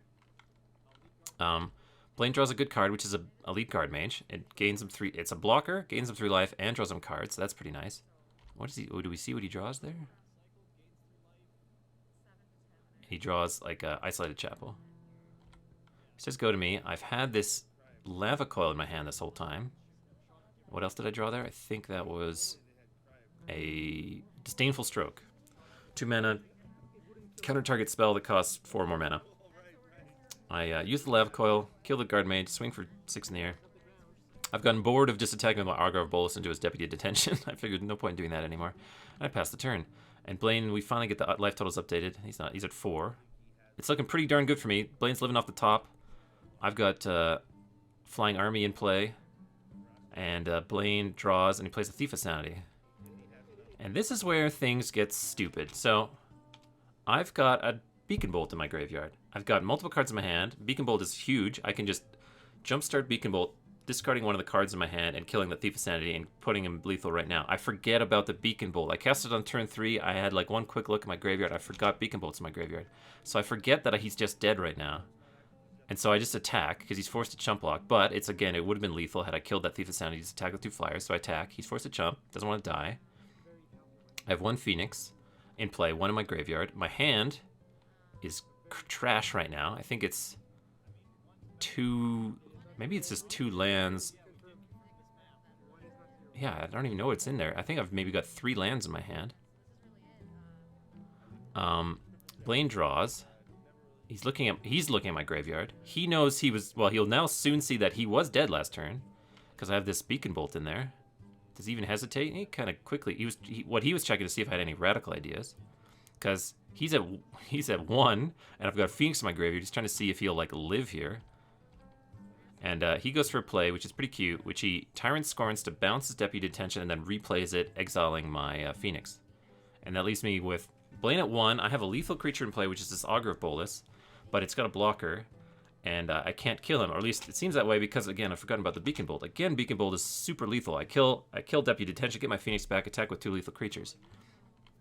So things are starting to, like, Blaine is starting to stabilize only because I'm a schmuck and forget about my Beacon Bolt. You can see me, like, move my neck all around. And then this gets pretty scary. Blaine draws a Sorin off the top, which could, like, really turn the tide, but I happen to have the Disdainful Stroke. I draw again, and then I find the Lava Coil to kill the Deputy, get my Phoenix back, and attack him, even though it was in my graveyard the whole time. It's the Beacon Bolt. But it's a lot nicer to find. And I didn't know about this until I went back and watched this replay. No one told me immediately after the game. The commentators noticed it, but no one really caught that I'd forgotten about my Beacon Bolt. Blaine wasn't like, "You idiot, you forgot about Beacon Bolt."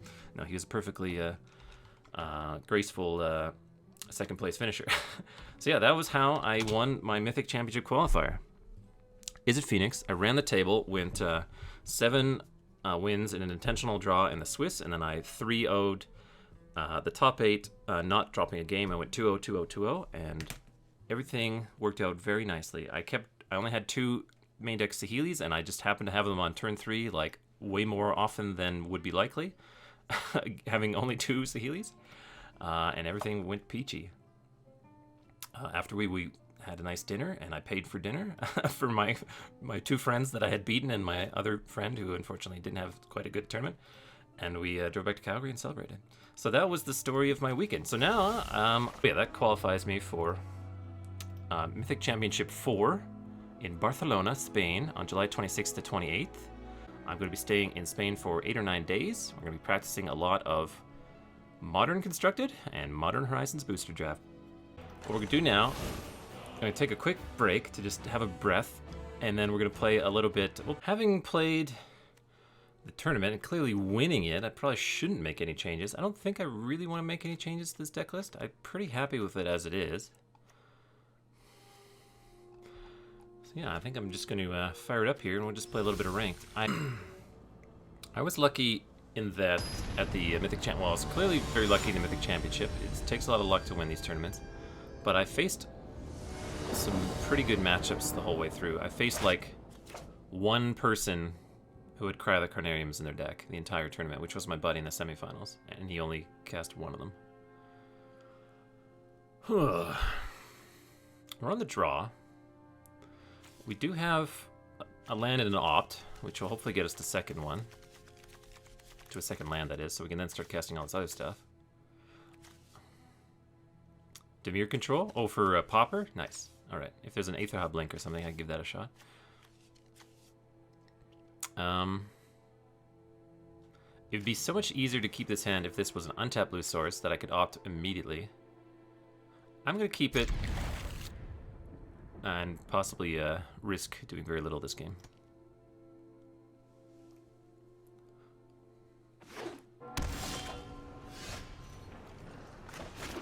Alright, if they go like blue source, well, okay, good. If he thought erasured my opt, I might like be completely dead immediately. Alright, we have the second land. So far, not a great start. If I had to guess, I would put my opponent on either sort of vanilla Esper Control or Esper Planeswalkers. What I would really love to have happen here is I draw a land of any kind that comes into the battlefield untapped, so I can play Goblin Electromancer and Chart of Course or Tormenting Voice. But he might take my Electromancer, and so I'll just cast Chart of Course. Goes for the finale, yeah. Uh-oh.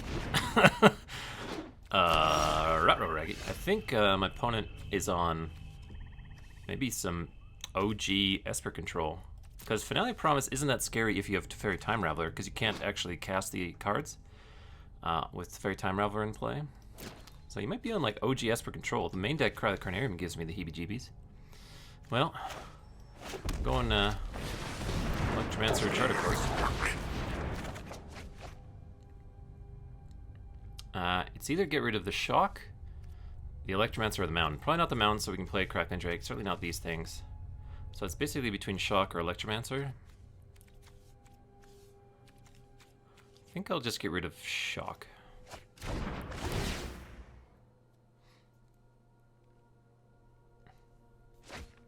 Judge Gray, you crafted the Arc Lights this weekend? Well, yeah, it's people are catching on that this deck is pretty strong.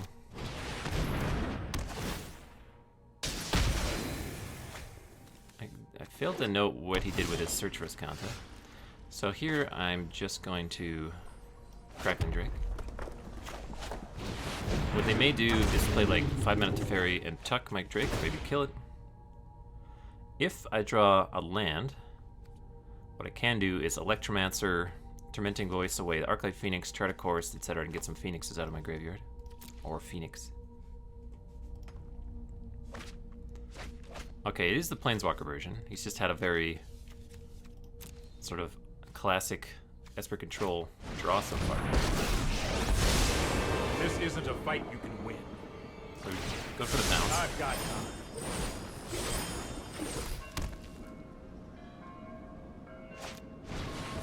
Oh, he wants to, he's flooded on Escantas. He wants to fill that thing up. So, what I could do here, yeah, I should probably, all I need to do is hit a land, and I'm going to see 5, I'm going to see at minimum 4 cards right now. I think we got this. I think we got this. So we're going to start with Electromancer. We're going to Tormenting Voice away at Arclight.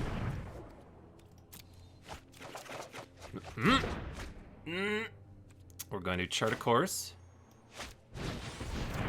Okay, phew, we got there. Away an Arclight Phoenix.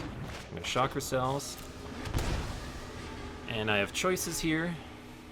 I guess what I'll do is Shock Teferi Time Raveler, so that I don't have to attack Teferi Time Raveler, dealing more damage to him and not letting him drain me with Othakaya. We might get Cry of the Carnarium, because they did discard one earlier, so that's something to keep in mind. But, yeah. I suppose that's how it was meant to happen.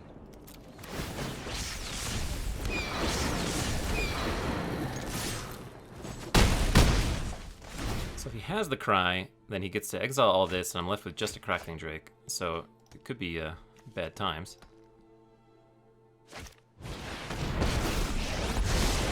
I know 88 ways. Not too worried about that. I If have if they mine us this. into a Cry of the Carnarium, I could be hooped. Just another Narset.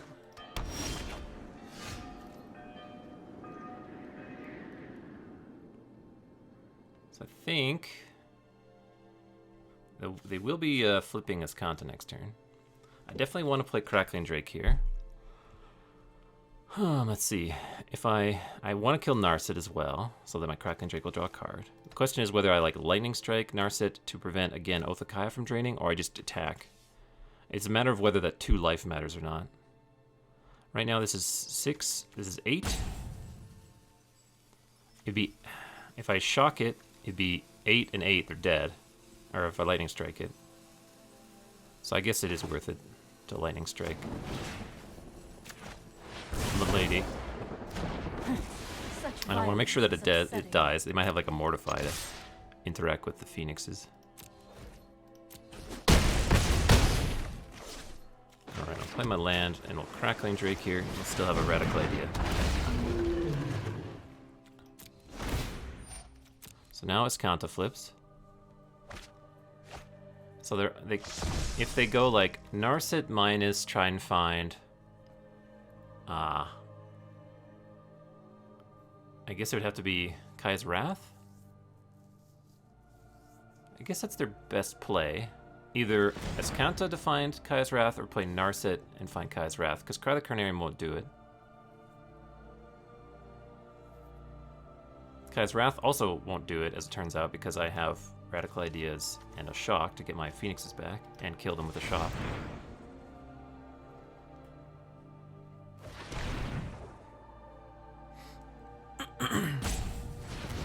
So it looks like they're going for the Escanta. No, Narset into try and find what I you need. train every day. No one is more prepared. Keep an open mind. So they need exactly Kaya's Wrath to even like have a ghost of a chance. And they didn't. Excuse me.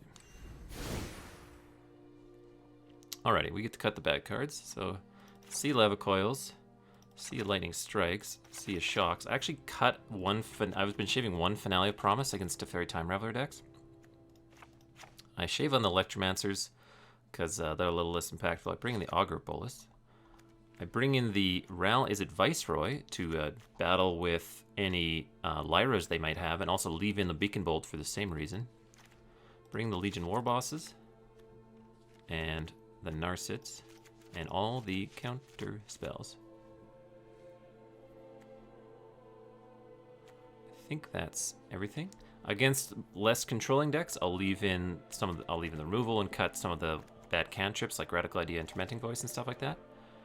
But I think I'm pretty happy with this. Some people don't cut all the burn so they can like you saw me both Shock and Lightning Strike and Narset. Like it could be argued that I should leave in Lightning Strike in lieu of maybe a Tormenting Voice or something like that, but I'm gonna try this for right now.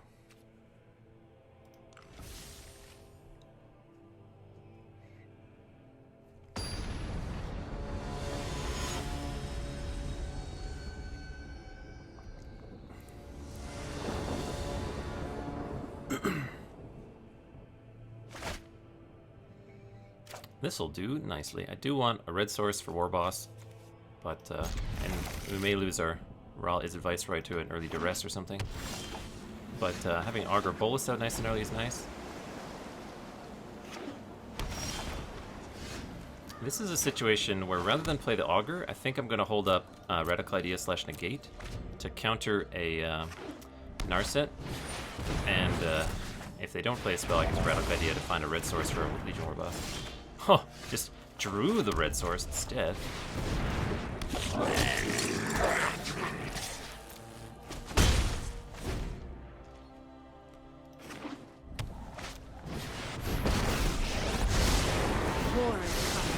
Kasmina, slightly obnoxious. Because Kasmina protects them from Legion War Boss spam. I'd have no burn spells.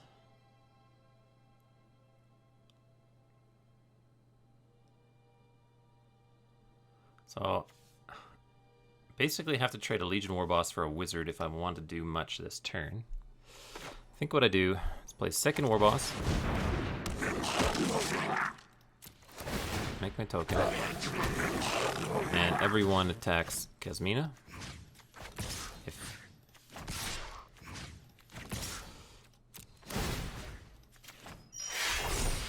So Kasmina's dead, my War Boss is dead, the Wizard is dead. I did have to...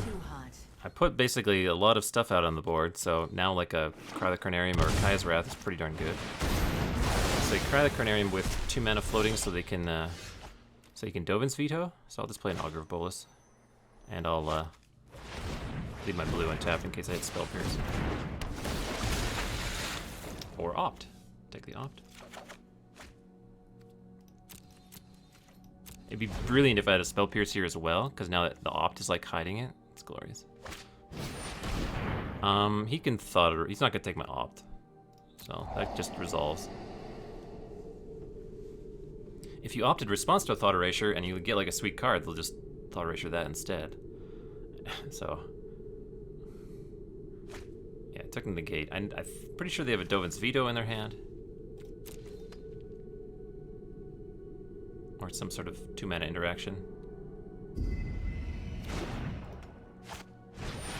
He's going to Othakaya the Augur. I don't think I want Tormenting Voice right now.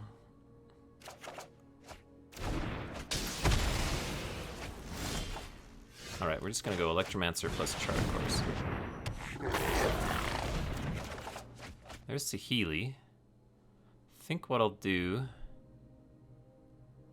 is discard the Radical Idea. I'll play this land. I don't have a Phoenix or anything. I have nothing I really want to discard to this Chart a Course. I will still do it. Now, I think I'll get rid of the Opt.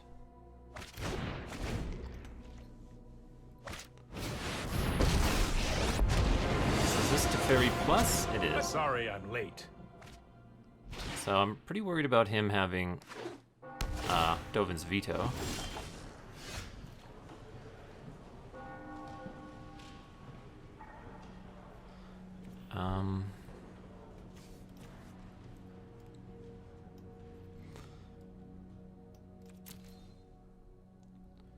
I think I'd rather have Saheeli resolve than Narset.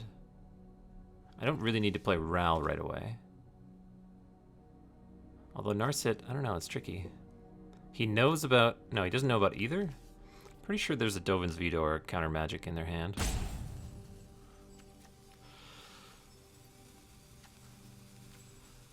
Would I...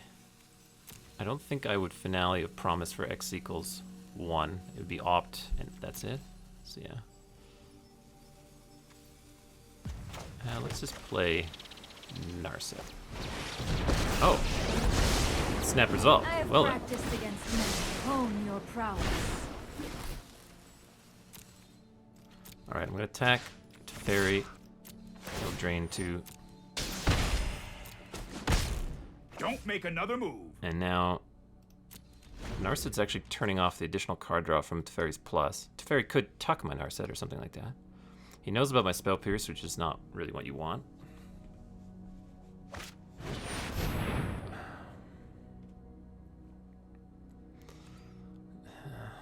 Like I could... There's no real reason to pierce that. Presumably he's going to make a Karn Scion, maybe?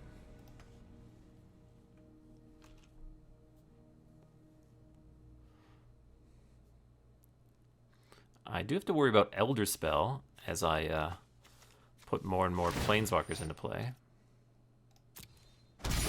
Evil cannot withstand a righteous heart. No time for a break. So I deny the card draw from Narset.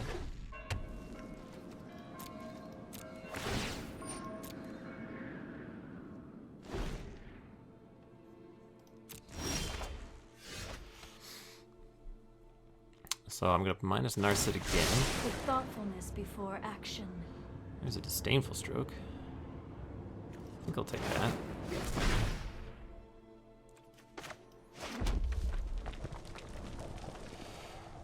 So what I could do here is play Ral, minus Ral on Servo, and attack Teferi down to 2. I am a little worried about Elder Spell, like I mentioned. I think we're just going to go Saheeli here. If it's a challenge you want, then a challenge you'll get.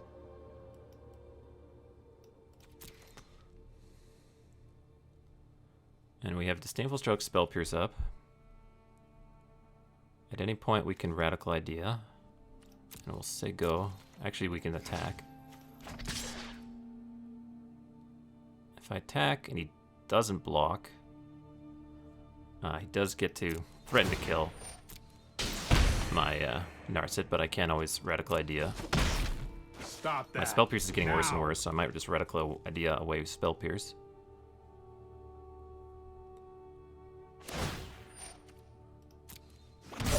Some solutions must be built.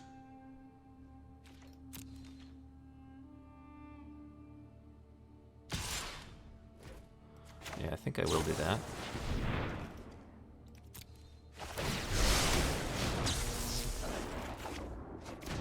There's even another one. Well, I do kind of want Disdainful Stroke to be available.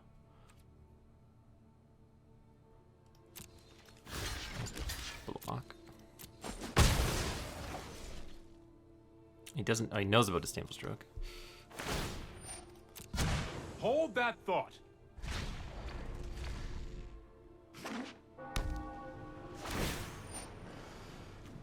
Alright, this is an end step. A radical idea. Servo.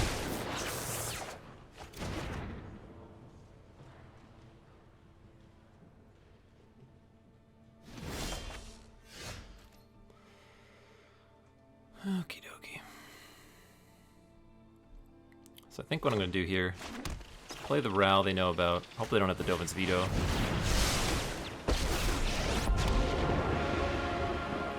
Every problem has a solution. Kill this construct. Boom goes the thunder. I'm going to attack and finish off the fairy. And We'll meet now again. Elder Spell is devastating to me, but at least he gets to put a lot of loyalty on a card. It's not a big deal.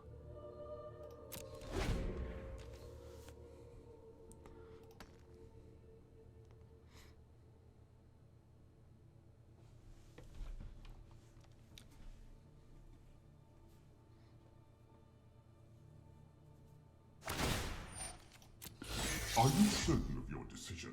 I'll give him Interplanar Beacon.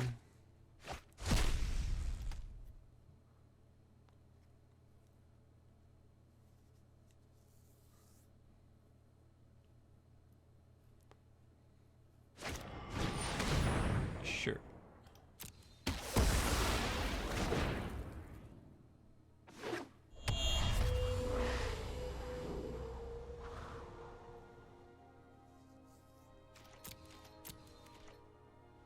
Alright, I've got my turn. I'll end the turn. Get rid of the steam vents, make another servo. I am interested in killing this Karn, because he's a Narset in his silver hidey hole. Start by plussing round. Just want to peek. The weight is killing me. Man. Probably want the Phoenix.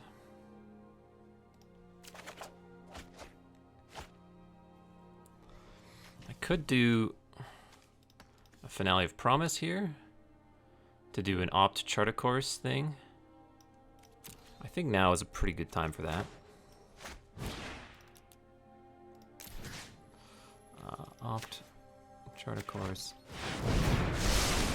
We can do the this time. Normally I would do opt if I had no Phoenixes in hand. I would do opt first, chart a course second to try and find a Phoenix to discard. But now that I know I have a Phoenix, we'll do it in the reverse order.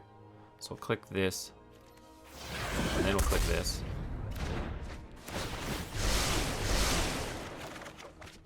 Discard the Phoenix. Now we'll resolve the opt. Sure. What I really want at this point is like a negate. I'll top that, it's fine. So, the count on this is 10? Jeez. So I might be able to kill him pretty quick here. Let's go to beginning combat. Let's send it all. Let's see, do I need to send all of it? Yeah, we'll send all of it at Karn.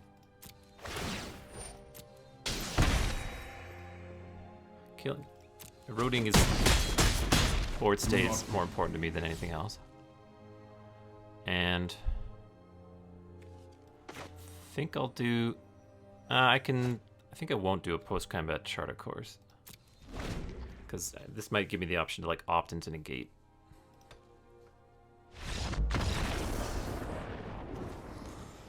And that's how it's done.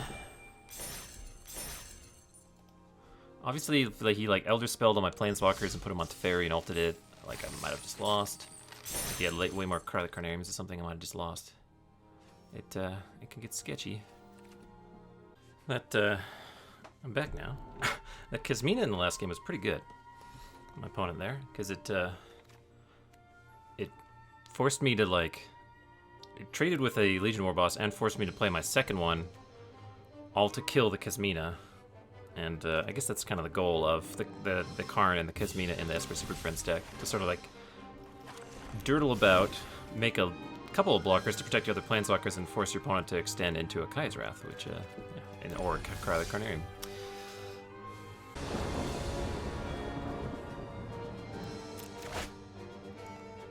I can't really complain about this hand. Like, people sometimes overemphasize how important Electromancer is. Like, before Finale of Promise, it was a lot harder to cast 3 spells in a turn. Without Electromancer. Like, before you needed to be at like 5 or 6 mana.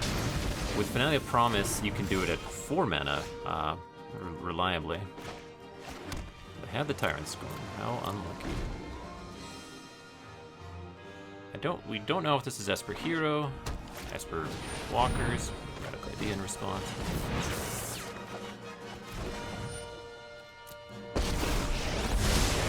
Sorry I'm late. If he... I've So got now I have decisions. I probably just play Crackling Drake. To draw my card.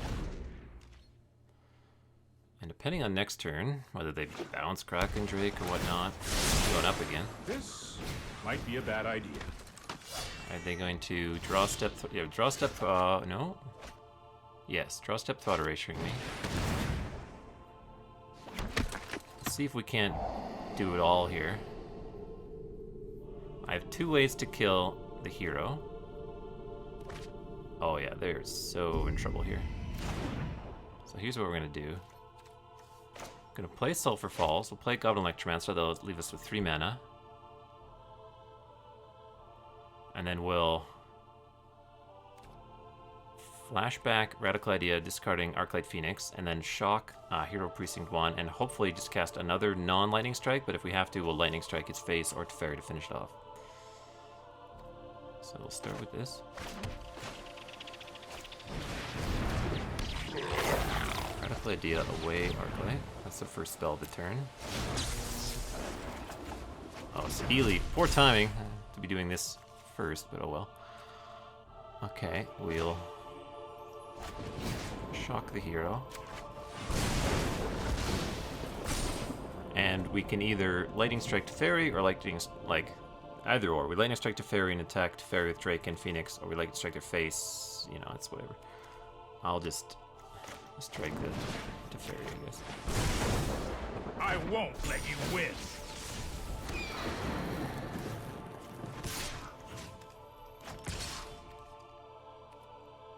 The other thing I could have done was hit the token. You just let me know if you're up for I am completely out of gas here. Was this gonna kill my Electromancer? Yeah, big whoop.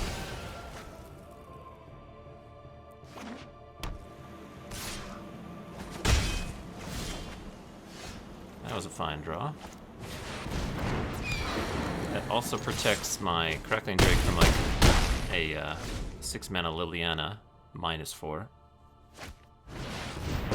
Must be Teferi Tuck on my Crackling Drake or something? I'm known for my excellent type. I'm not ready for this quite yet. So they will gain 2 life because I do want to kill this guy.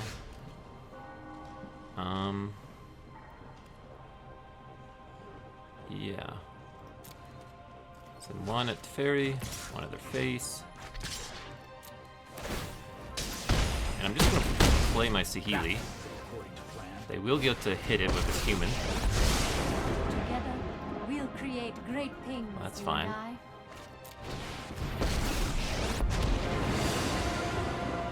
Let's slow this down. You need to slow down. Chunk and Saheeli. Oh, I'll craft something special for you. Okay.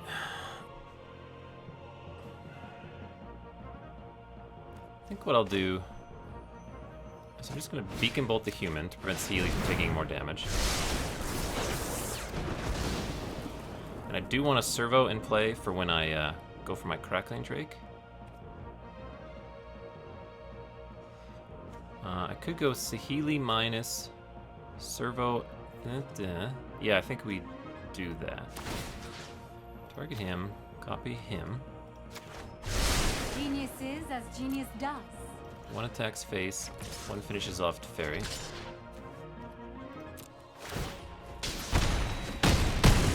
This is hardly my worst defeat. Well, end the turn. I'm pretty sure Oh, we could play the island. Yeah, we'll play the island. We know it's Crackling Drake. Oh, Crackling Drake and Phoenix are on top.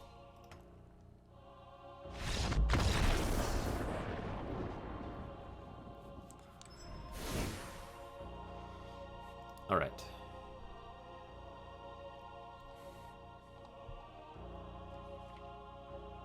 This can be...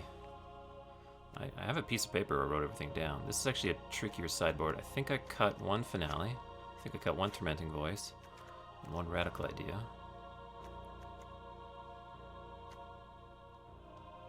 I think I cut the Coils. And I bring in the Counter Magic.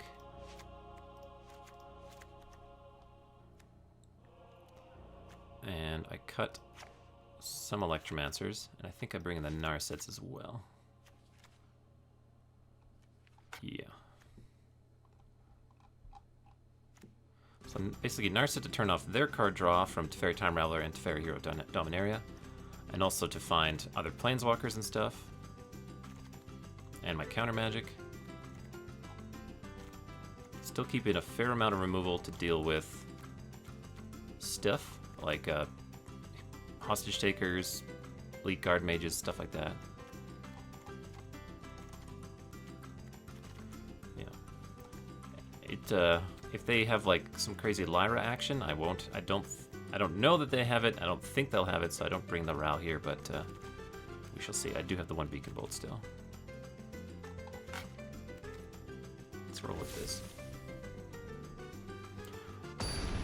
But, like, you could make an argument for basically any card in my sideboard to come in against Esper Hero, but it's not, obviously it's not necessary to do that. I think we'll mulligan the one lander with no opt or any way to guarantee a second land.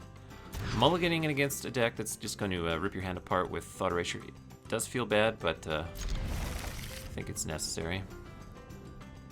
I think this land we're going to bottom.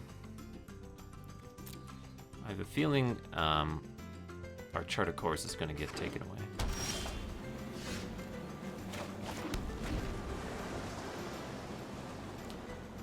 So, I have the hero. I think we're just going to chart a course right now and try and find an answer to this hero. Well, if they then follow, if they just go like Blue Source, Narset, or like Kaya? No. This hero. Hero and what? Hero go. Alright, we're both staring at each other.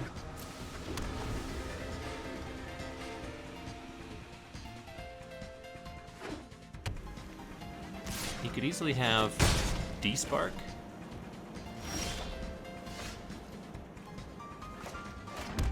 I think I'll just play the Crackling Drake. That'll get D-Spark. Oh, no.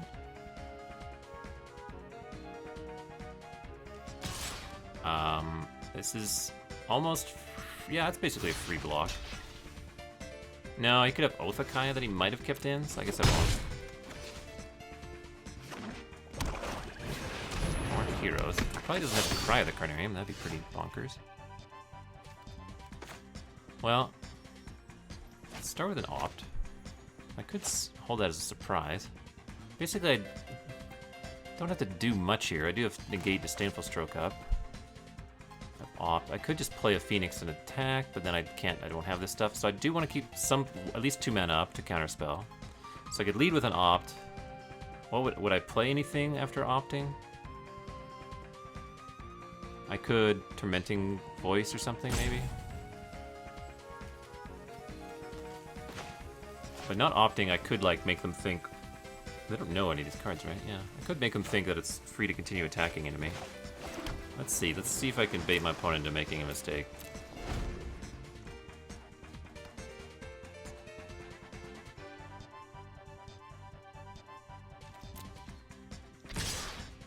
So what I'll do is first block, and then after the block has been declared, now I'll opt. Get that out of there. Now my Crackling Drake is 2 power. And now he'll trade, or eat rather. this where the oath comes in? So I think I'll negate this oath. He might have a Dovin's veto to make sure it resolves.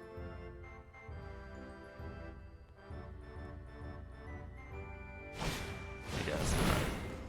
Crackling Drake down.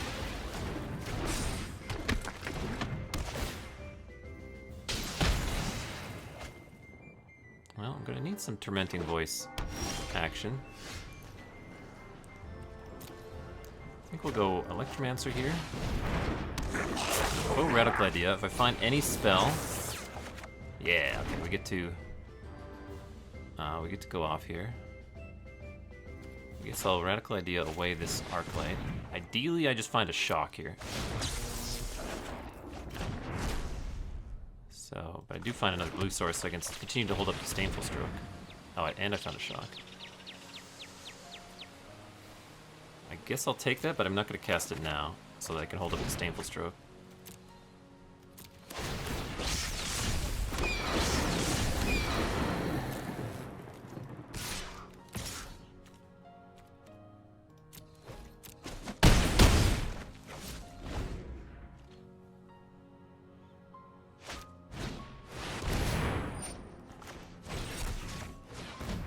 Tasty. Now, if he has a Dovin's Veto, which he has something, it seems.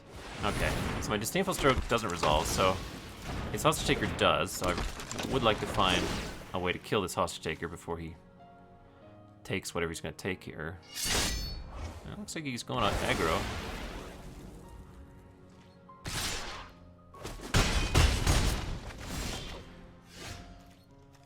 Alright, let's Crackling Drake. That's a good card. Beacon Bolt him, get my guy back. I think I'm fine attacking. Maybe just the one. His army is starting to add up. So that's gonna be Ugin kill my Drake. My plans do not include you. My lifetime is getting a little low. That I think I'll just shock Ugin rather than attack Ugin and drain myself. Well, maybe because I can always beacon. I can beacon bolt something bigger. I think I'm gonna shock hero.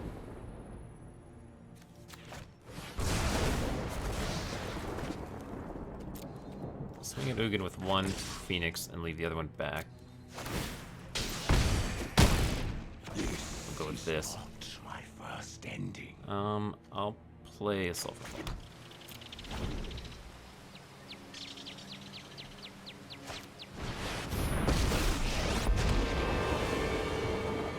I know my responsibility. So, getting a little touch and go here. Not so fast. Hit me for 3.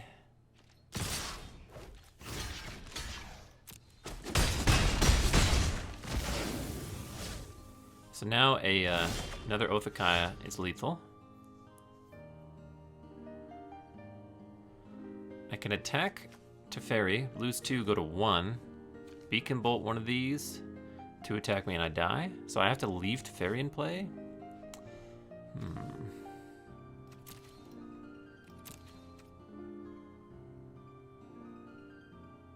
Yeah, that's not good. So we're probably pretty dead here.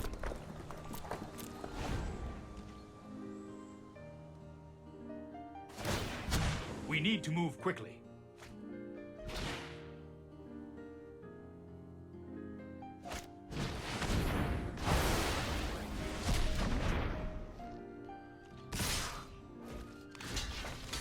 Alright, we're at 1.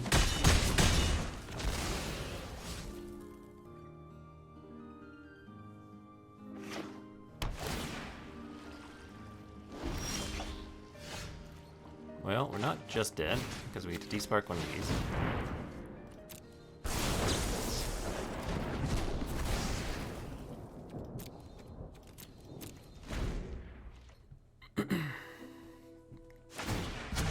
know what?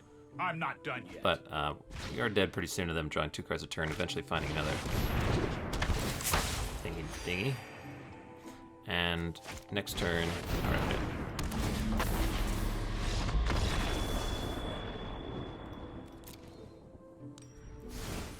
That all the kind of damage adds up. I'm happy with the sideboarding. Yeah, I think I'm happy with sideboarding. Run it back.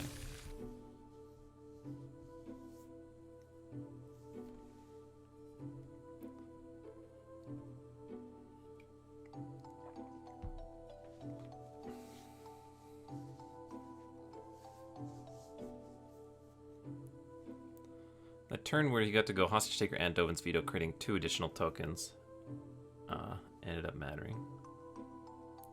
But it's good that I didn't go for the my turn shock, held up the Disdainful Stroke, so that I could at least force him to use the Dovin's Veto and the removal spell resolved. We'll play first. We'll keep it. You've got to keep a lot of one-landers playing this deck.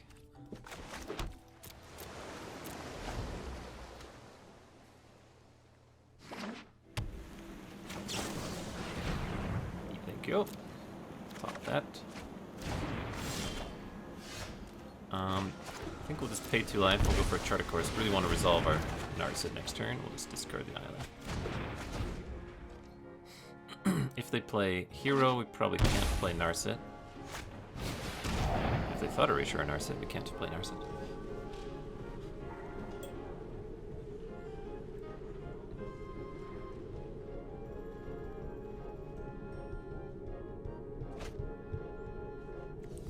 Saheeli up top. No. This is where Radical Idea is great, because you can hold up Counterspell, or if they do nothing, you draw a card instead. I think we're just going to play our land and say go, hold up the negate. Next turn we can go for a first main phase Chart of Course and try and find a land.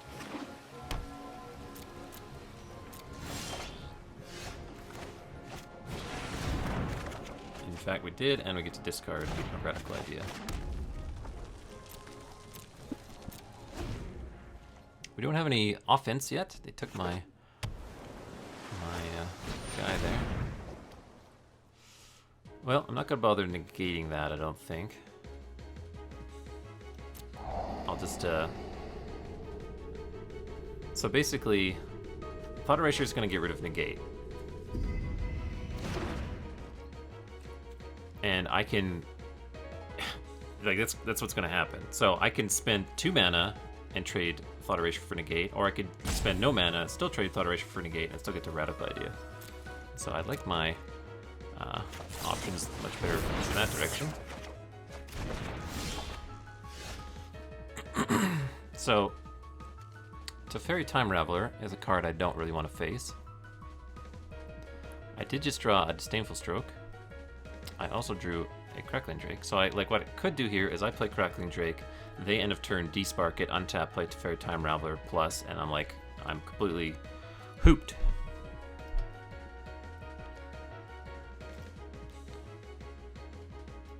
I think what I'll do here is just Chart a Course. Okay, we'll discard the Phoenix, play the land, say go. Next turn we can Radical Idea, or next turn we just Finale of Promise. Ooh, I can't do anything about Narset. Narset resolves. If you wish to surrender now, I understand. So Narset's just gonna stay.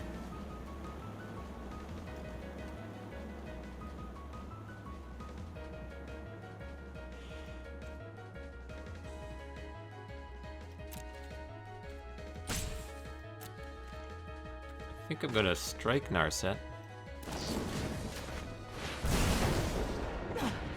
Fury will only lead you astray. Oh. Well, now I'll play a Saheeli. Might get Dovin's Veto. Doesn't. Okay. Lovely challenge. This should be fun.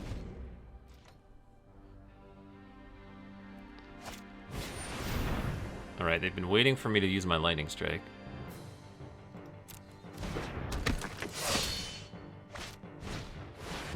Here's Teferi Time Raveler.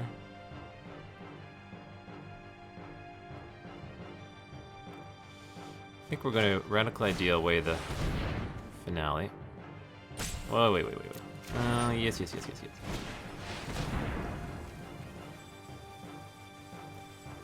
I can't, with Teferi out, I can't cast things.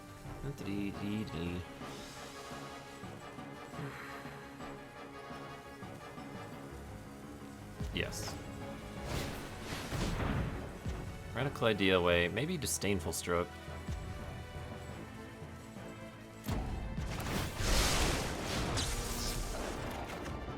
Okay, Shock was a good draw. Shock was an exceptionally good draw. Excellent timing. So now they can bounce, yeah. Nothing.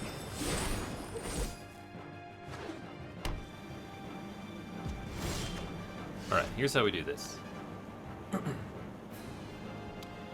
We shock Teferi.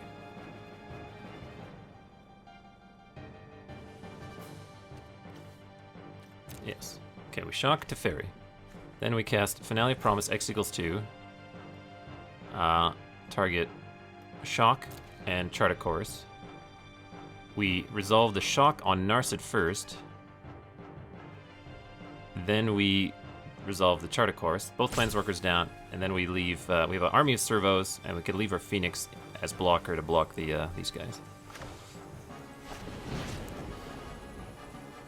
Shock Teferi.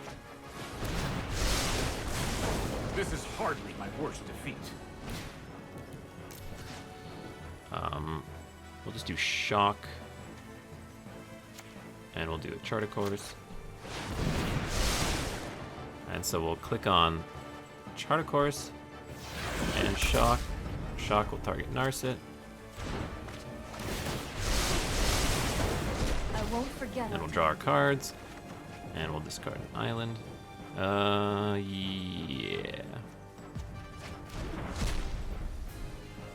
And then we'll get our Phoenix back and hit him for free. I'm pretty pleased with that turn. Now, obviously, they have a Hero Precinct 1, which can start going off.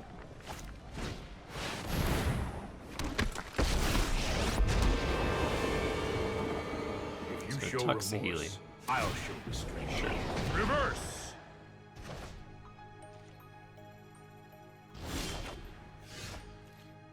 So, I could have killed him if Saheeli was in play right now.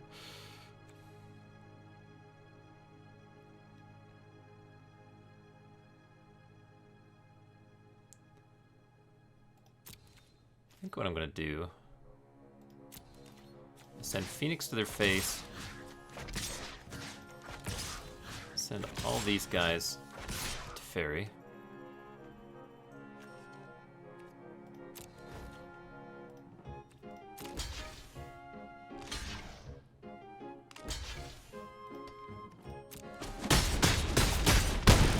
It's only a matter of time. I think I'm going to play... See, if I play Crackling Drake and he goes Hostage Taker, your Crackling Drake play land, and I'm like pretty much in the dirt. Let's try it. And we'll very suspiciously pay 2 life.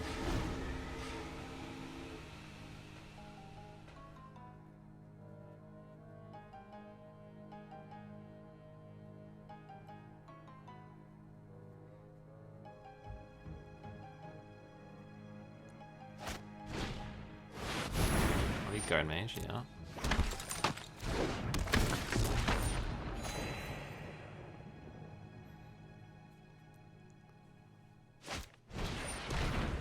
So he...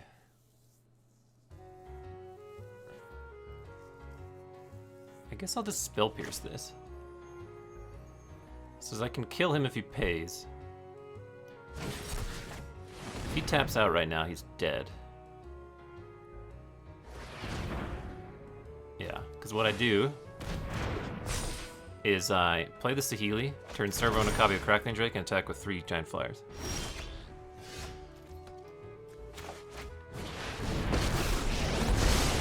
My beauty. I like to think fast. Oh, Saheeli, how I love thee. If you enjoyed this video, please like, comment, and windmill slam the subscribe button above to see more like it in the future. Thank you so much for watching. You can find me streaming Magic Arena every weekday morning at twitch.tv/BlinkyMTG. Hope to see you there.